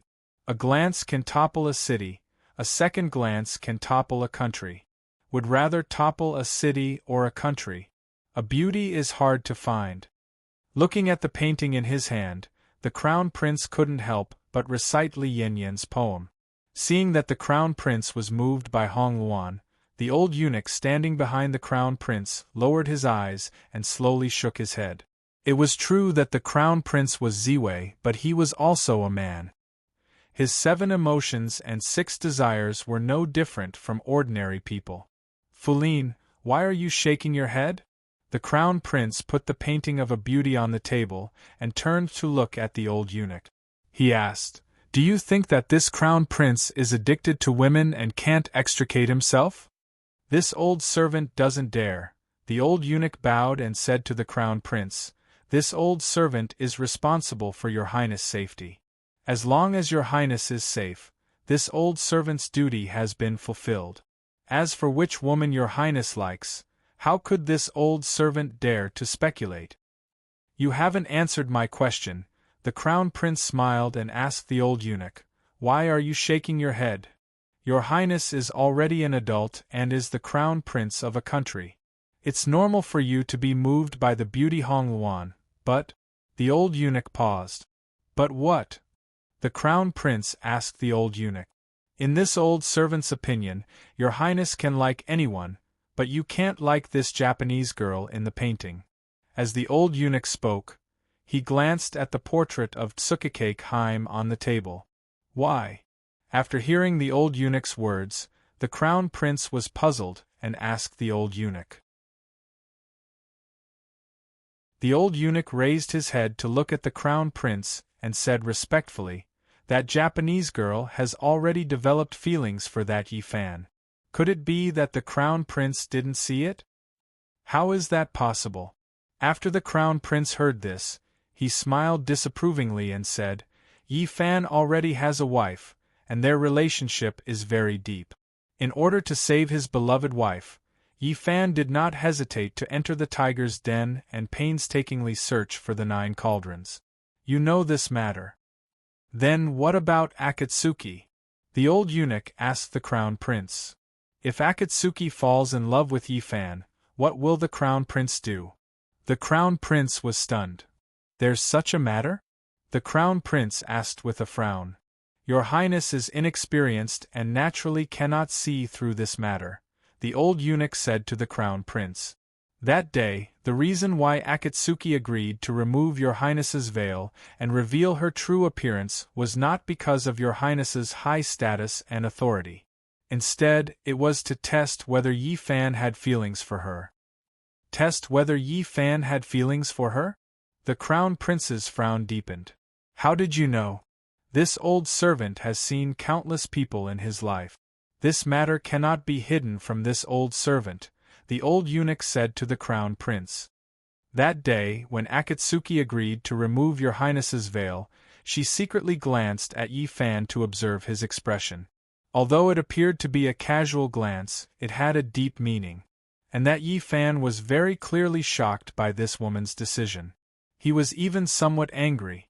Later on, he directly returned the jade pendant your Highness bestowed upon him to your Highness. He was also unhappy because of this matter. Also, Yi Fan must have seen this woman's true appearance before. According to this old servant's knowledge, once a Japanese woman wears a veil, she will not easily see her true appearance unless it is someone extremely close to her. For example, her master, parents, siblings, or even her husband. When the old eunuch said the word husband, he deliberately emphasized it. How do you know that Yi Fan has seen Hong Ji before? The crown prince looked at the old eunuch and asked. At this moment, he had already addressed Akatsuki as Hong Ji. When Akatsuki removed her veil, Yi Fan's gaze was lowered the entire time. His expression was as calm as water. He did not even look at Akatsuki. From this we can conclude that Yi Fan has seen Akatsuki's true appearance before, the old eunuch replied. Hearing this, the crown prince's body went limp, and he fell into his treasured chair. The old eunuch's deduction was reasonable and well-founded. He had no choice but to believe it. There are thousands of beauties in the world. As the ruler of a country, Your Highness can have any woman you want. Why must you fall in love with that Japanese woman? The old eunuch advised the crown prince. This woman and Yi Fan are entangled in love. If Your Highness interferes, it will not benefit Your Highness. You might even lose the opportunity to meet Yi Fan and become enemies. Why must you do this? Let's put this matter aside for now. Let's not talk about it, the crown prince said with disappointment. Yes, Your Highness. The old eunuch bowed. He had already said what he needed to say. As for what the crown prince would do, he could not interfere. Your Highness, the imperial astronomer, Li Tianfeng, is outside requesting an audience with the crown prince. He says that he has an urgent matter. Just as the master and servant were conversing, the voice of a young eunuch came from outside the study. Imperial astronomer, Li Tianfeng? The crown prince frowned and muttered to himself, It's so late. What is he doing here? Li Tianfeng is proficient in astrology and divination. He is loyal and does things flawlessly. For him to come so late at night, there must be something important, the old eunuch said to the crown prince. In that case, let him in, the crown prince said to the old eunuch. Yes, Your Highness. The old eunuch replied. He flicked the horsetail whisk in his hand and said loudly to the door, Summon Li Tianfeng for an audience. The young eunuch received the order and left with a bow. A short while later, a thin man in his 40s, wearing an official's robe and official's hat, pushed open the door and entered. Imperial astronomer Li Tianfeng kowtows in salute to Your Highness. Please forgive me for disturbing Your Highness's rest so late at night. After entering, the man immediately knelt on the ground and bowed to the crown prince. You may rise, the crown prince said. Thank you, Your Highness. The official stood up and thanked the crown prince. It's so late. What does Imperial astronomer Li have to report? The crown prince calmed himself down and asked with a dignified expression. He was the heir apparent of the country and ruled over the world. He could not allow his personal affairs to affect the matters of the imperial court. Your Highness, this humble subject used the armillary sphere to observe the night sky and discovered an unprecedented and inconceivable matter. This humble subject feels that this matter is of great importance. Thus, this humble subject braved the night to report to the crown prince and ask the crown prince to make a decision. Strange matter? What strange matter? The crown prince picked up the fragrant tea on the table and used the lid to lightly scrape the foam on the tea as he asked. Your Highness, do you remember the fiery meteor that this humble subject mentioned to you a few days ago? The official asked the crown prince with a grave expression. You are talking about the meteor that burst out of the Jinx? The crown prince took a sip of tea and asked Li Tianfeng. Yes, the official replied. What's wrong with that meteor? Didn't you say it fell into the South Sea? The crown prince asked. Your Highness, this humble subject used the myriad starry sky technique to search and discovered that the fiery meteor. The male official hesitated for a moment before continuing. The fiery meteor did not fall into the South Sea. It didn't fall into the South Sea? The crown prince frowned and placed the teacup on the table. He asked, Then where did it fall? From the baleful aura it emits, that fiery meteor is currently in the center of the East Sea. However, from the magnetism it emits, that fiery meteor is currently located on a small island in the East Sea, the male official replied with a lowered head. What? 2 places? The Crown Prince was in disbelief when he heard Jian Zheng's words. Lord Li, don't be anxious. Explain the matter clearly and slowly. Let His Highness understand. The old eunuch immediately consoled when he saw that Li Tianfeng was a little anxious. Yes, yes. Li Tianfeng wiped away the fine beads of sweat on his forehead and composed himself before explaining. When that fiery meteor fell, its location was indeed in the South Sea. This humble subject saw it clearly on the armillary sphere. This humble subject originally thought that the meteor had already fallen into the boundless sea and sunk to the bottom of the sea, never to appear again. However, when this humble subject was using the armillary sphere to observe the night sky, to my surprise, this fiery meteor appeared on the armillary sphere again. You said that the fiery meteor appeared in 2 places at the same time. What's going on? The Crown Prince asked with a frown. Your Highness may not know, Li Tianfeng cupped his hands and said to the Crown Prince, that fiery meteor came from a jinx and contains the baleful aura of the heavens. It is extremely ominous. If an ordinary person is contaminated by this baleful aura, their mind will be in chaos and their baleful aura will surge to the sky. They will become a monster that is neither human nor demon. However, any meteorite that falls from the sky will have a natural magnetism. This humble subject used the 10,000 manifestations of the stars technique to find that the baleful aura and the magnetism of this fiery meteor are not in the same place. One is on a small island in the East Sea while the other is in the center of the East Sea. The distance between the 2 places is close to 1,000 li. Thus, this matter is extremely strange and is of great importance. This humble subject reported this matter to Your Highness in the middle of the night. There's actually such a thing? The Crown Prince was greatly surprised after hearing Li Tianfeng's explanation. After the old eunuch heard this, he frowned and narrowed his eyes. Are you sure this is true? Is there a problem with the armillary sphere? The Crown Prince asked Li Tianfeng. This humble subject has checked the armillary sphere several times. There is absolutely no problem, Li Tianfeng replied solemnly. This matter is absolutely true. This humble subject is willing to use my head to guarantee it. This is truly a strange matter, the Crown Prince muttered to himself. This humble subject would like to ask Your Highness a matter. Li Tianfeng bowed and asked the Crown Prince. What do you want to ask? The Crown Prince asked in return. In the past few days, has Your Highness received any reports of the tsunami along the coast of Fujian? Li Tianfeng respectfully asked the Crown Prince.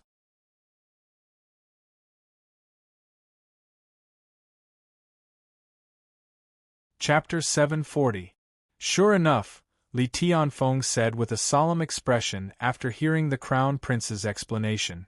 What's the matter? The Crown Prince asked Li Tianfeng. Your Highness, that flame meteor weighed more than 100,000 jin and came from outer space. If it fell into the Southern Sea, it would definitely cause a huge tsunami, Li Tianfeng said respectfully to the Crown Prince. Since Your Highness didn't receive the memorial about the tsunami in Fujian, then this official's conjecture is correct. That flame meteor didn't fall into the sea. The flame meteor fell in the Southern Sea, but now it appeared in the Eastern Sea. Moreover, it appeared in 2 places at the same time. The Crown Prince frowned. This matter is indeed strange. Your Highness, this isn't the strangest thing. Li Tianfeng cupped his hands and said to the Crown Prince, this official also discovered something strange. What strange thing? The Crown Prince asked. The innate fiendish qi on the flame meteor appeared in Yangzhou yesterday and returned to the Eastern Sea early this morning, Li Tianfeng said to the Crown Prince. What? Appeared in Yangzhou? Returned to the Eastern Sea today? The Crown Prince was inexplicably shocked. Could it be that the flame meteor is alive? It can actually travel between 2 places? This official doesn't know. Li Tianfeng lowered his head and answered. He was proficient in astronomical phenomena and was knowledgeable, but he had never encountered such a strange matter. If he hadn't seen it with his own eyes, he wouldn't have believed that such an inconceivable matter existed in the world. The Crown Prince frowned and remained silent. Even Li Tianfeng couldn't explain this phenomenon, let alone him. Lord Li, I've heard that your 10,000 constellations technique can take shape on the spot, create shadows out of thin air, and search for the stars and moon. Is that true? The old eunuch thought for a moment and asked Li Tianfeng. Eunuch, as long as it's a star, the 10,000 stars technique can track it, Li Tianfeng replied. Since that's the case, perform this technique in front of His Highness and explain in detail the trajectory of the flame meteor, the old eunuch said to Li Tianfeng. This. Li Tianfeng looked at the Crown Prince and pondered for a moment. The Crown Prince nodded at Li Tianfeng, indicating that he should do as the old eunuch said.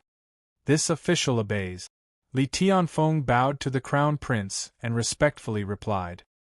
He took 5 steps back and closed his eyes slightly. His hands separated and drew a circle in the air. Buzz. As his hands drew in the air, a huge ball of light appeared out of thin air. The ball of light was 5 feet in size. Green, yellow, blue, green, and white, a mixture of 5 colors, dazzling the eyes. On the periphery of the light ball, specks of starlight wrapped around it. The brilliance was dazzling. As soon as the ball of light appeared, the entire study room was instantly illuminated by its radiance. Li Tianfeng spread out his arms, palms facing each other, and slowly lifted the 5-colored light ball. Buzz, the 5-colored ball of light slowly rose into the air and rotated slowly. Your Highness, please take a look. This is the 9 heavenly stars portrait. Li Tianfeng slowly lowered his arms and cupped his hands. The Crown Prince stood up from his throne and walked in front of Li Tianfeng with a shocked expression. He raised his head and looked at the 5-colored light ball floating in midair. The 9 heavens star atlas, the Crown Prince said. Yes, Your Highness. Li Tianfeng said, this 5-colored ball of light is the ground beneath our feet. Above it, blue is the sea, yellow is the earth, white is the water, green is the plants, and green is the mountain. The specks of starlight surrounding it are all the stars in the heavens. Is the ground beneath our feet really round? The Crown Prince, who was illuminated by the 5-colored light emitted by the 9 heavens star atlas, asked Li Tianfeng in shock. In his mind, the universe was round and the ground was round. Your Highness, it is indeed so, Li Tianfeng replied respectfully. The Han Dynasty's Zhang Heng Hun Yizhu said, the sky is like a chicken egg. The celestial body is round like a pellet, and the earth is yellow like a chicken egg. Alone in the sky is big, and the earth is small. There is water in the sky, and the sky covers the earth, and the shell covers the yellow. Heaven and earth stand on air and float with water. The Taoist's Lingbao Sutra said, the shape of heaven and earth is like an egg. Within the 6 directions it is round like a ball. The sun and moon appear and disappear, moving above the sky and below the earth. Up and down, things move like a wheel. The Buddhist Surangama Sutra said, and Analu, seeing Jambudvipa, earth, is like seeing the maha fruit in the palm. All these scriptures coincide. The Crown Prince nodded slowly. Your Highness, please take a look. This is the place where the fiery meteor was supposed to fall, the Demon Island in the South Sea. Li Tianfeng pointed at the 5-colored light ball above his head, and a green light spot appeared in the blue area of the light ball. And the fiery meteor was falling rapidly toward the Demon Island at noon that day. Li Tianfeng raised his hand and pointed again, and an orange light spot appeared in the vast sea of stars outside the 5-colored light ball. The orange-yellow dot of light had an inch-long tail as it rushed down, and it landed on the green dot that represented Evil Demon Island. At that time, I thought that the fiery meteor had sunk into the vast sea along with the demon island. However, I later discovered that this was not the case. Your Highness, please take a look, Li Tianfeng said and pointed at the 5-colored light ball again. The fiery meteor rose again and flew from the South Sea to the center of the East Sea thousands of miles away. Li Tianfeng continued. After reaching the East Sea, it split into two. One flew to Yangzhou and then turned back, while the other slowly moved to a small island on the other side of the East Sea. Following Li Tianfeng's explanation, the orange-yellow light representing the fire meteor first flew to another part of the Blue Sea. Then, it instantly split into two, becoming two light spots. One flew directly to a yellow land and then turned back, while the other slowly moved to another part of the Blue Sea. This is really strange, the Crown Prince said with a frown after watching Li Tianfeng's demonstration of the 9 heavens star illumination. The East Sea, could it be? The old eunuch suddenly had a flash of inspiration, and said in surprise. Hearing the old eunuch's words, the Crown Prince's expression changed. He seemed to have guessed the old eunuch's meaning. I understand. You may leave first, the Crown Prince said to Li Tianfeng. Remember, you are not to mention this to a fourth person, understand? Li Tianfeng was stunned at first, then understood and bowed to the Crown Prince. I understand. I will take my leave. After speaking, he retreated and left the Crown Prince's study. It was clear that the Crown Prince had sensed something about this matter. Although Li Tianfeng was curious, he did not want to know the inside story. His many years of experience as an official told him that knowing too much would not do him any good. The person you were going to talk about was Matsumoto Takeyoshi? The Crown Prince asked the old eunuch after Li Tianfeng left. Last time, Yi Fan said that Matsumoto Takeyoshi was searching for large amounts of meteoric metal to create top-notch battle swords for his fierce black feather troop. This time, the fiery meteor fell from the sky. How could he miss this opportunity? The old eunuch looked at the Crown Prince and said with a serious expression, this was most likely done by him.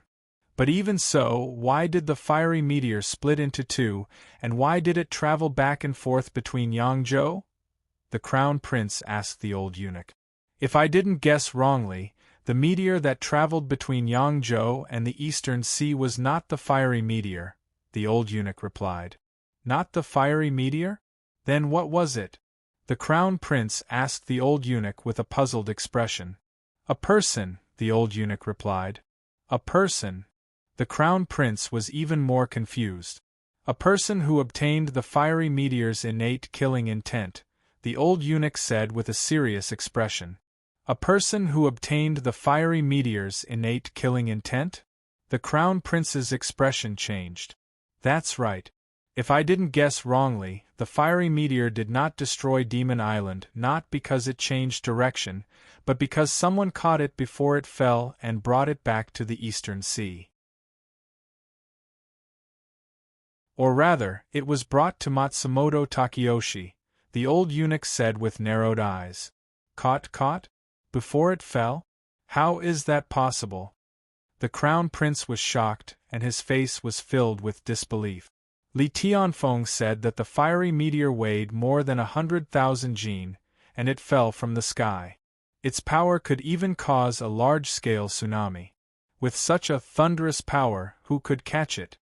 There were no reports of tsunamis in the coastal areas of Fujian, and Demon Island is still in the Southern Sea. These 2 points are enough to prove that the fiery meteor did not fall to the ground, the old eunuch said with a serious expression. And the fiery meteor did fall toward Demon Island, so other than being caught in midair and taken away, there is no other possibility. The old eunuch's words made the Crown Prince, who was sitting on the throne, gasp. To be able to catch a fiery meteor that weighed more than 100,000 jin with his bare hands, what kind of cultivation did this person have? Didn't Li Tianfeng say that the innate killing intent was extremely ominous, and that after being contaminated, one would turn into a monster? the Crown Prince asked with a shocked expression. Could it be that he was not afraid of dying from internal combustion? If it's really as you said, then Matsumoto Takeyoshi really can't be underestimated. He actually has such a peerless expert under him. Although Matsumoto Takeyoshi has many experts under him, to be able to catch a fiery meteor and be unharmed after the innate killing intent entered his body, I'm afraid there is only one person who can do it, the old eunuch said with a frown. Do you mean? The Crown Prince was shocked and asked anxiously. Other than Yi Fan, there is no one else, the old eunuch replied. Impossible. Absolutely impossible. The Crown Prince waved his hand and said resolutely, Yi Fan definitely wouldn't do such a thing. This old servant also believes that Yi Fan wouldn't do such a treasonous thing. However, to be able to do such a thing, there is only one person, Yi Fan, the old eunuch said to the Crown Prince solemnly.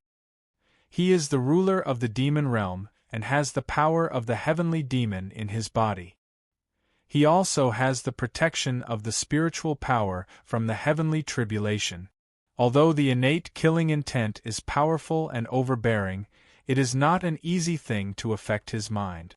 Before we have conclusive evidence, we cannot jump to conclusions, the Crown Prince said with a frown. Whether or not it was done by Yi Fan, Your Highness will know when you send someone to Yangzhou to investigate, the old eunuch suggested to the Crown Prince. You arrange this matter. You must investigate this matter thoroughly, the Crown Prince said with a heavy heart.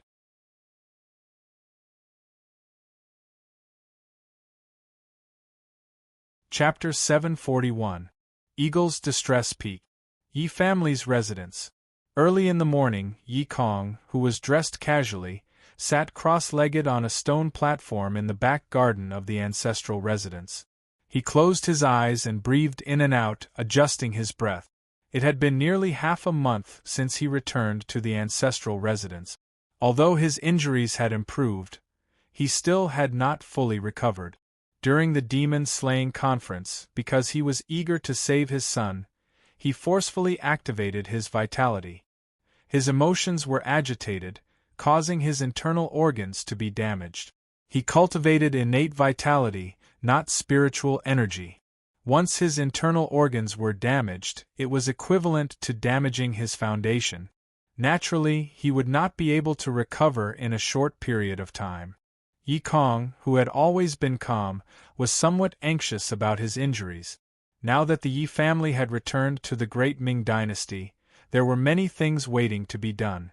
Not only did he have to revitalize the family, but he also had to help the Crown Prince build the Bronze Men army to fight against Matsumoto Takeyoshi's Black Feather army. There were too many things to do. However, with his current weak body, he could not even walk for a long time. How could he help the Crown Prince fight against Matsumoto Takeyoshi? In addition, his father, Yi Yun, was seriously injured. Because of the Burning Heavens diagram, his life was stolen by 10 years, so his injuries were several times more serious than his. Although his beloved son, Yi Fan, had a sudden increase in his cultivation, his inner demon had appeared. He had even become the ruler of the demon world.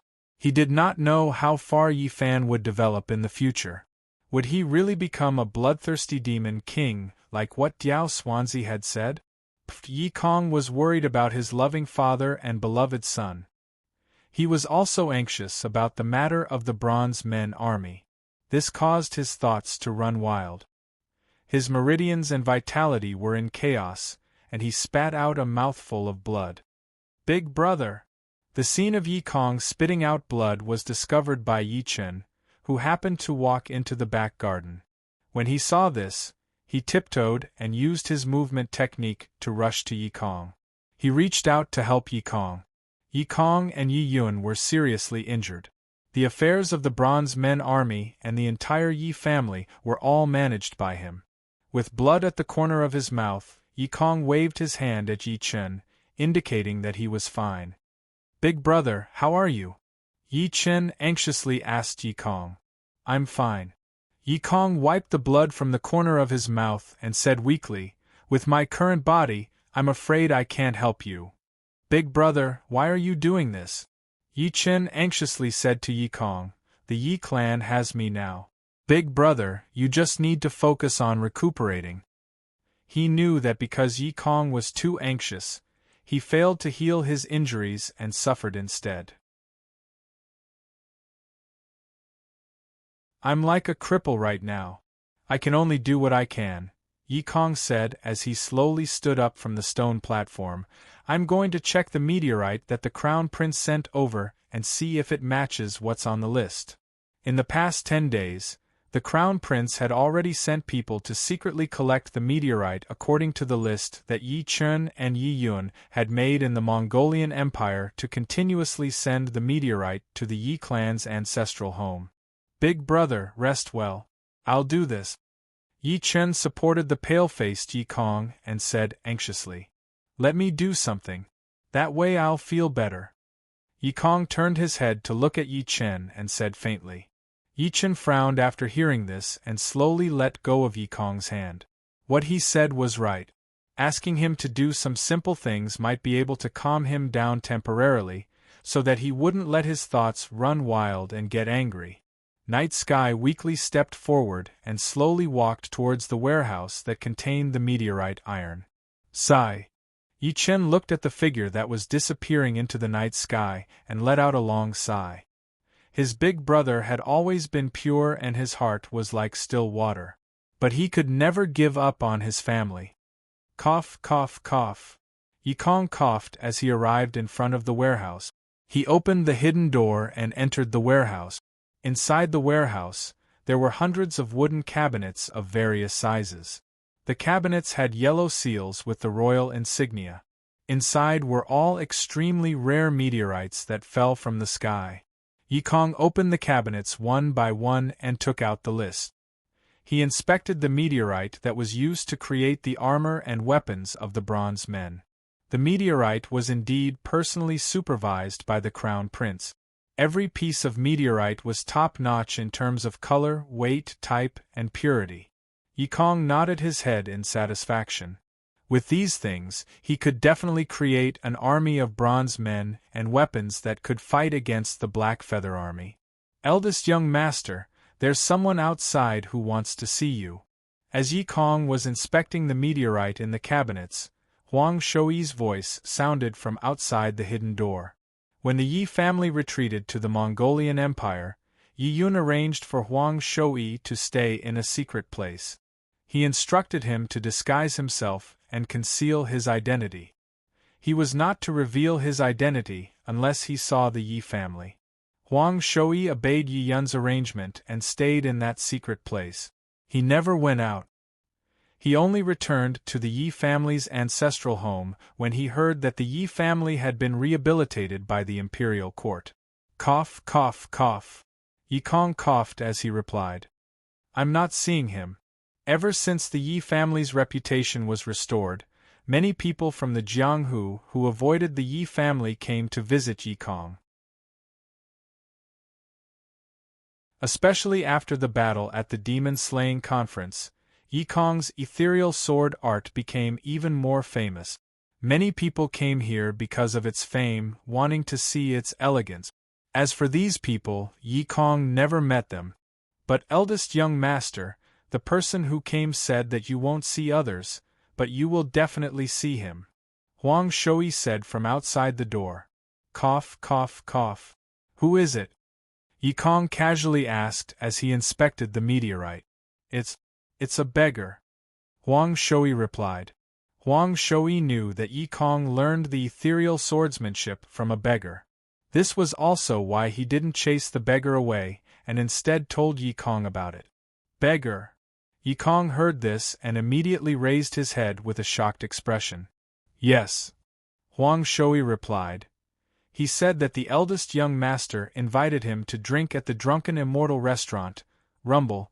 Before Huang Shouyi could finish speaking, the granite stone door opened with a loud bang.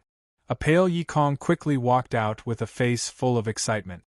Where is this person now? Yi Kong anxiously asked Huang Shouyi. He's just outside the door. Huang Shouyi replied.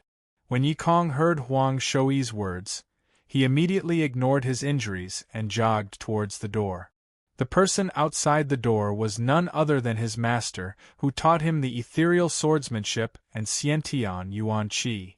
Yi Kong coughed violently as he arrived in front of the door. With great difficulty, he slowly opened the heavy door.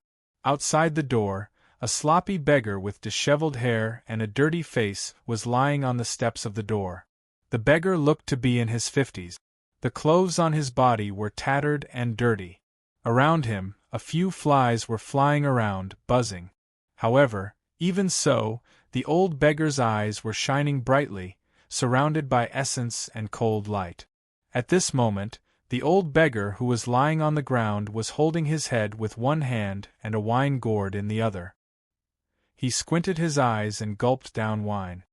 Disciple Yi Kong greets master. Seeing his master whom he had not seen for more than 20 years, Yi Kong tidied up his clothes. His knees went soft and he knelt in front of the old beggar. He respectfully kowtowed 3 times. "How many years has it been since we last met?" the old beggar asked as he drank and looked at Yi Kong, who was kneeling in front of him. Replying to master, disciple has already bid farewell to master for 25 years. Yi Kong raised his head and replied respectfully. 25 years, time really flies. The old beggar said with a hiccup. Master, have you been well all these years? Yi Kong asked the old beggar. Your master has been well. I can eat 2 roast geese and 3 jars of good wine for a meal. The old beggar smiled at Yi Kong. But disciple, your internal organs are damaged, and your Yuan Qi is exhausted. You can't even stand properly. Disciple's skills are not good enough. I've let master down. Yi Kong kowtowed and said with tears in his eyes. Good disciple, this is not your fault. Get up quickly. As the old beggar said this, his figure disappeared into thin air. Then he instantly stood in front of Yi Kong and stretched out his hand to help Yi Kong up. Master. After getting up, Yi Kong was choked with sobs and could not say anything. Yi Kong, master has 2 things to do this time. The old beggar smiled and said to Yi Kong, the first thing is to heal your injuries. As the old beggar said this, he quickly grabbed a few flies that were buzzing around his head. A fly was held in the old beggar's hand. Come, eat this elixir. The old beggar stretched out his hand in front of Yi Kong and spread out his 5 fingers. Buzz, as the old beggar spread out his hand, a few dazzling golden lights shot out from his palm. It was dazzling. In the blink of an eye, that green-headed fly turned into a golden elixir the size of a soybean. Yes, master. Yi Kong took the elixir from the old beggar's hand and swallowed it. Buzz, just as Yi Kong swallowed the elixir, a dazzling golden light appeared from above his head. In an instant, Yi Kong's entire head turned golden. Hua, as the elixir went down Yi Kong's throat and into his stomach, the golden light slowly flowed down. In the blink of an eye, Yi Kong's entire body was filled up. At this moment, Yi Kong had turned into a golden man made of light. Yi Kong only felt a strong and vigorous heat surging through his 8 extraordinary meridians. In an instant, it circulated around his body and finally gathered in his sea of qi. His 5 viscera and 6 bowels that were heavily injured had recovered and were even better than before. In an instant, Yi Kong's injuries were healed and he was surrounded by golden light. He looked at the changes in his body in disbelief. He was so shocked that he couldn't say a word. At this moment, he wasn't as simple as recovering from a serious illness. His sea of qi was full and he had strength in his body.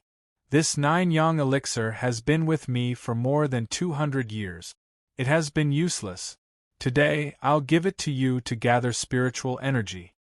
The old beggar looked at Yi Kong, who was surrounded by golden light, and said with a smile, More than 200 years? Master, are you? When Yi Kong heard what the old beggar said, he was stunned and tongue-tied. It's been more than 20 years.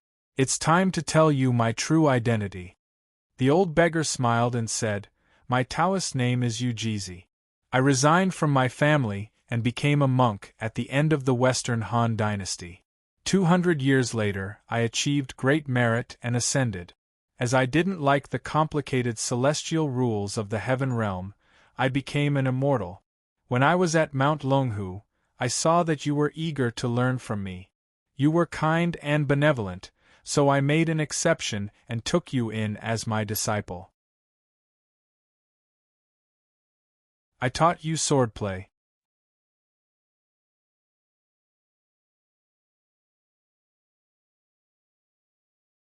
Chapter 742. My master is actually a real immortal. Yikong was shocked. No wonder he has such a supreme cultivation.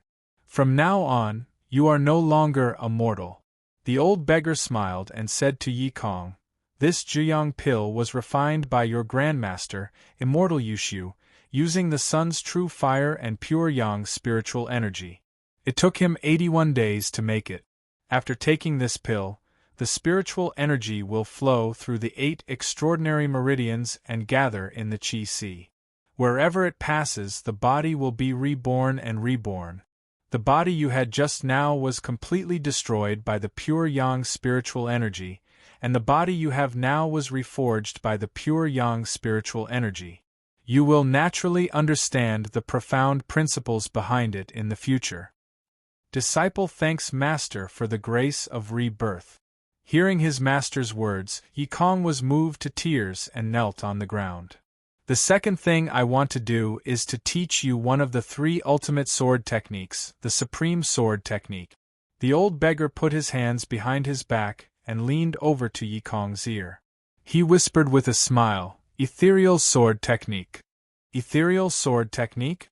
After hearing these words, Yikong, who was kneeling on the ground, suddenly raised his head, his face full of shock. "That's right, ethereal sword technique." The old beggar smiled mysteriously and straightened up. He put the wine gourd to his mouth and gulped it down. "Master, didn't you teach this ethereal sword technique to me back then?" Yikong asked. "Ha ha ha." The old beggar laughed and put down the wine gourd. He wiped his mouth with his dirty sleeve and laughed. "The sword technique I taught you back then was indeed the ethereal sword technique, but it only had space and no spirit." "Only space and no spirit?" Yikong was puzzled. "This ethereal sword art is a peerless sword art that I spent 500 years to comprehend.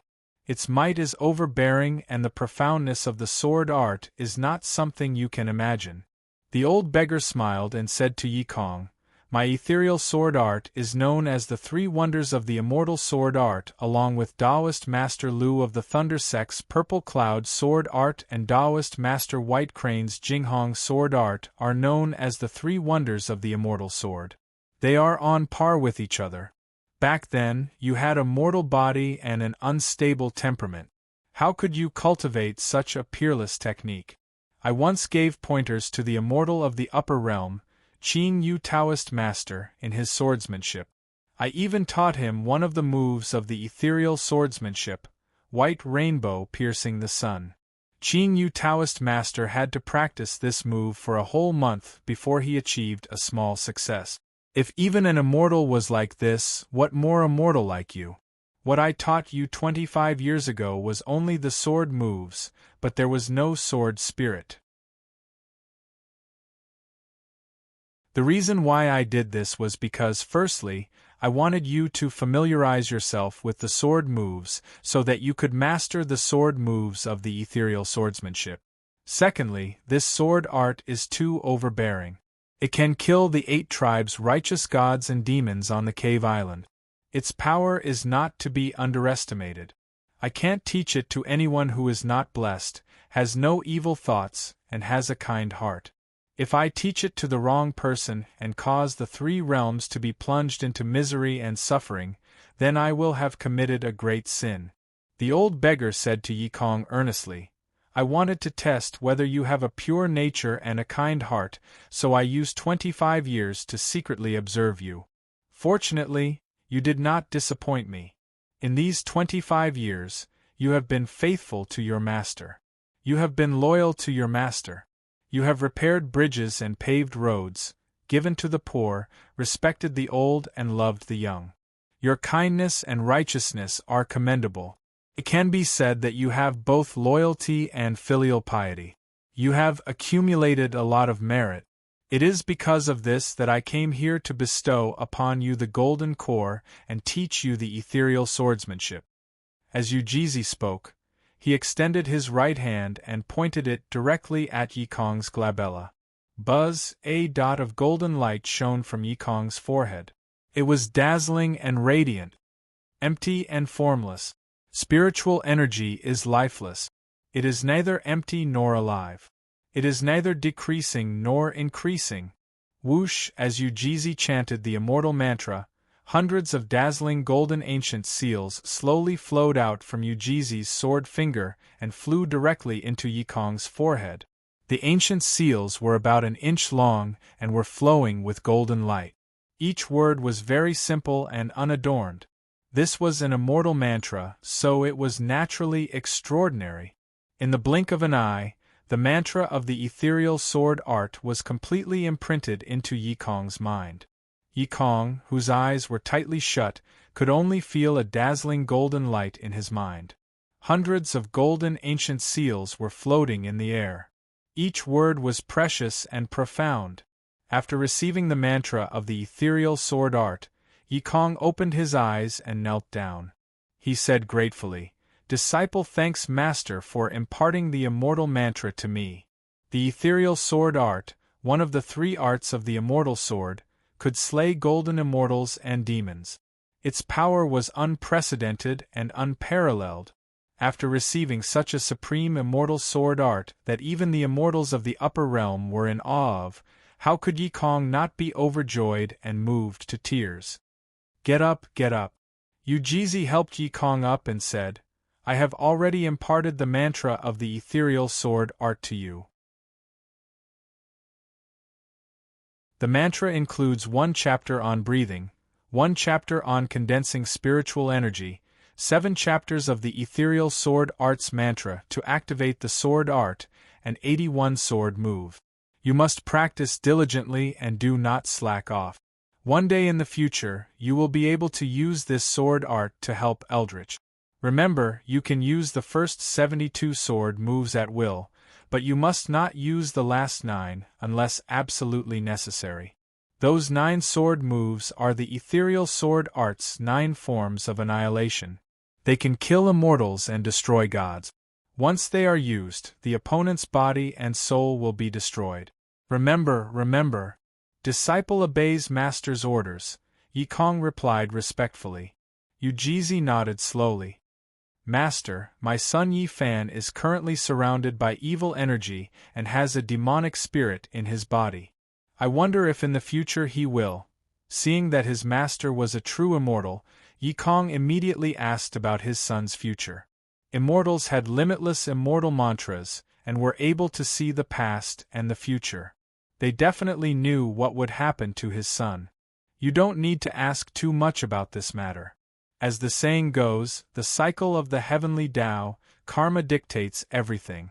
What will come, Ujizi said to Yikong.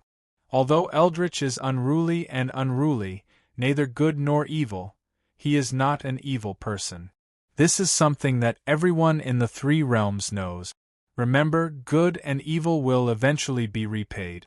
Karma will not go wrong, regardless of whether one is an immortal or a human, a devil or a demon.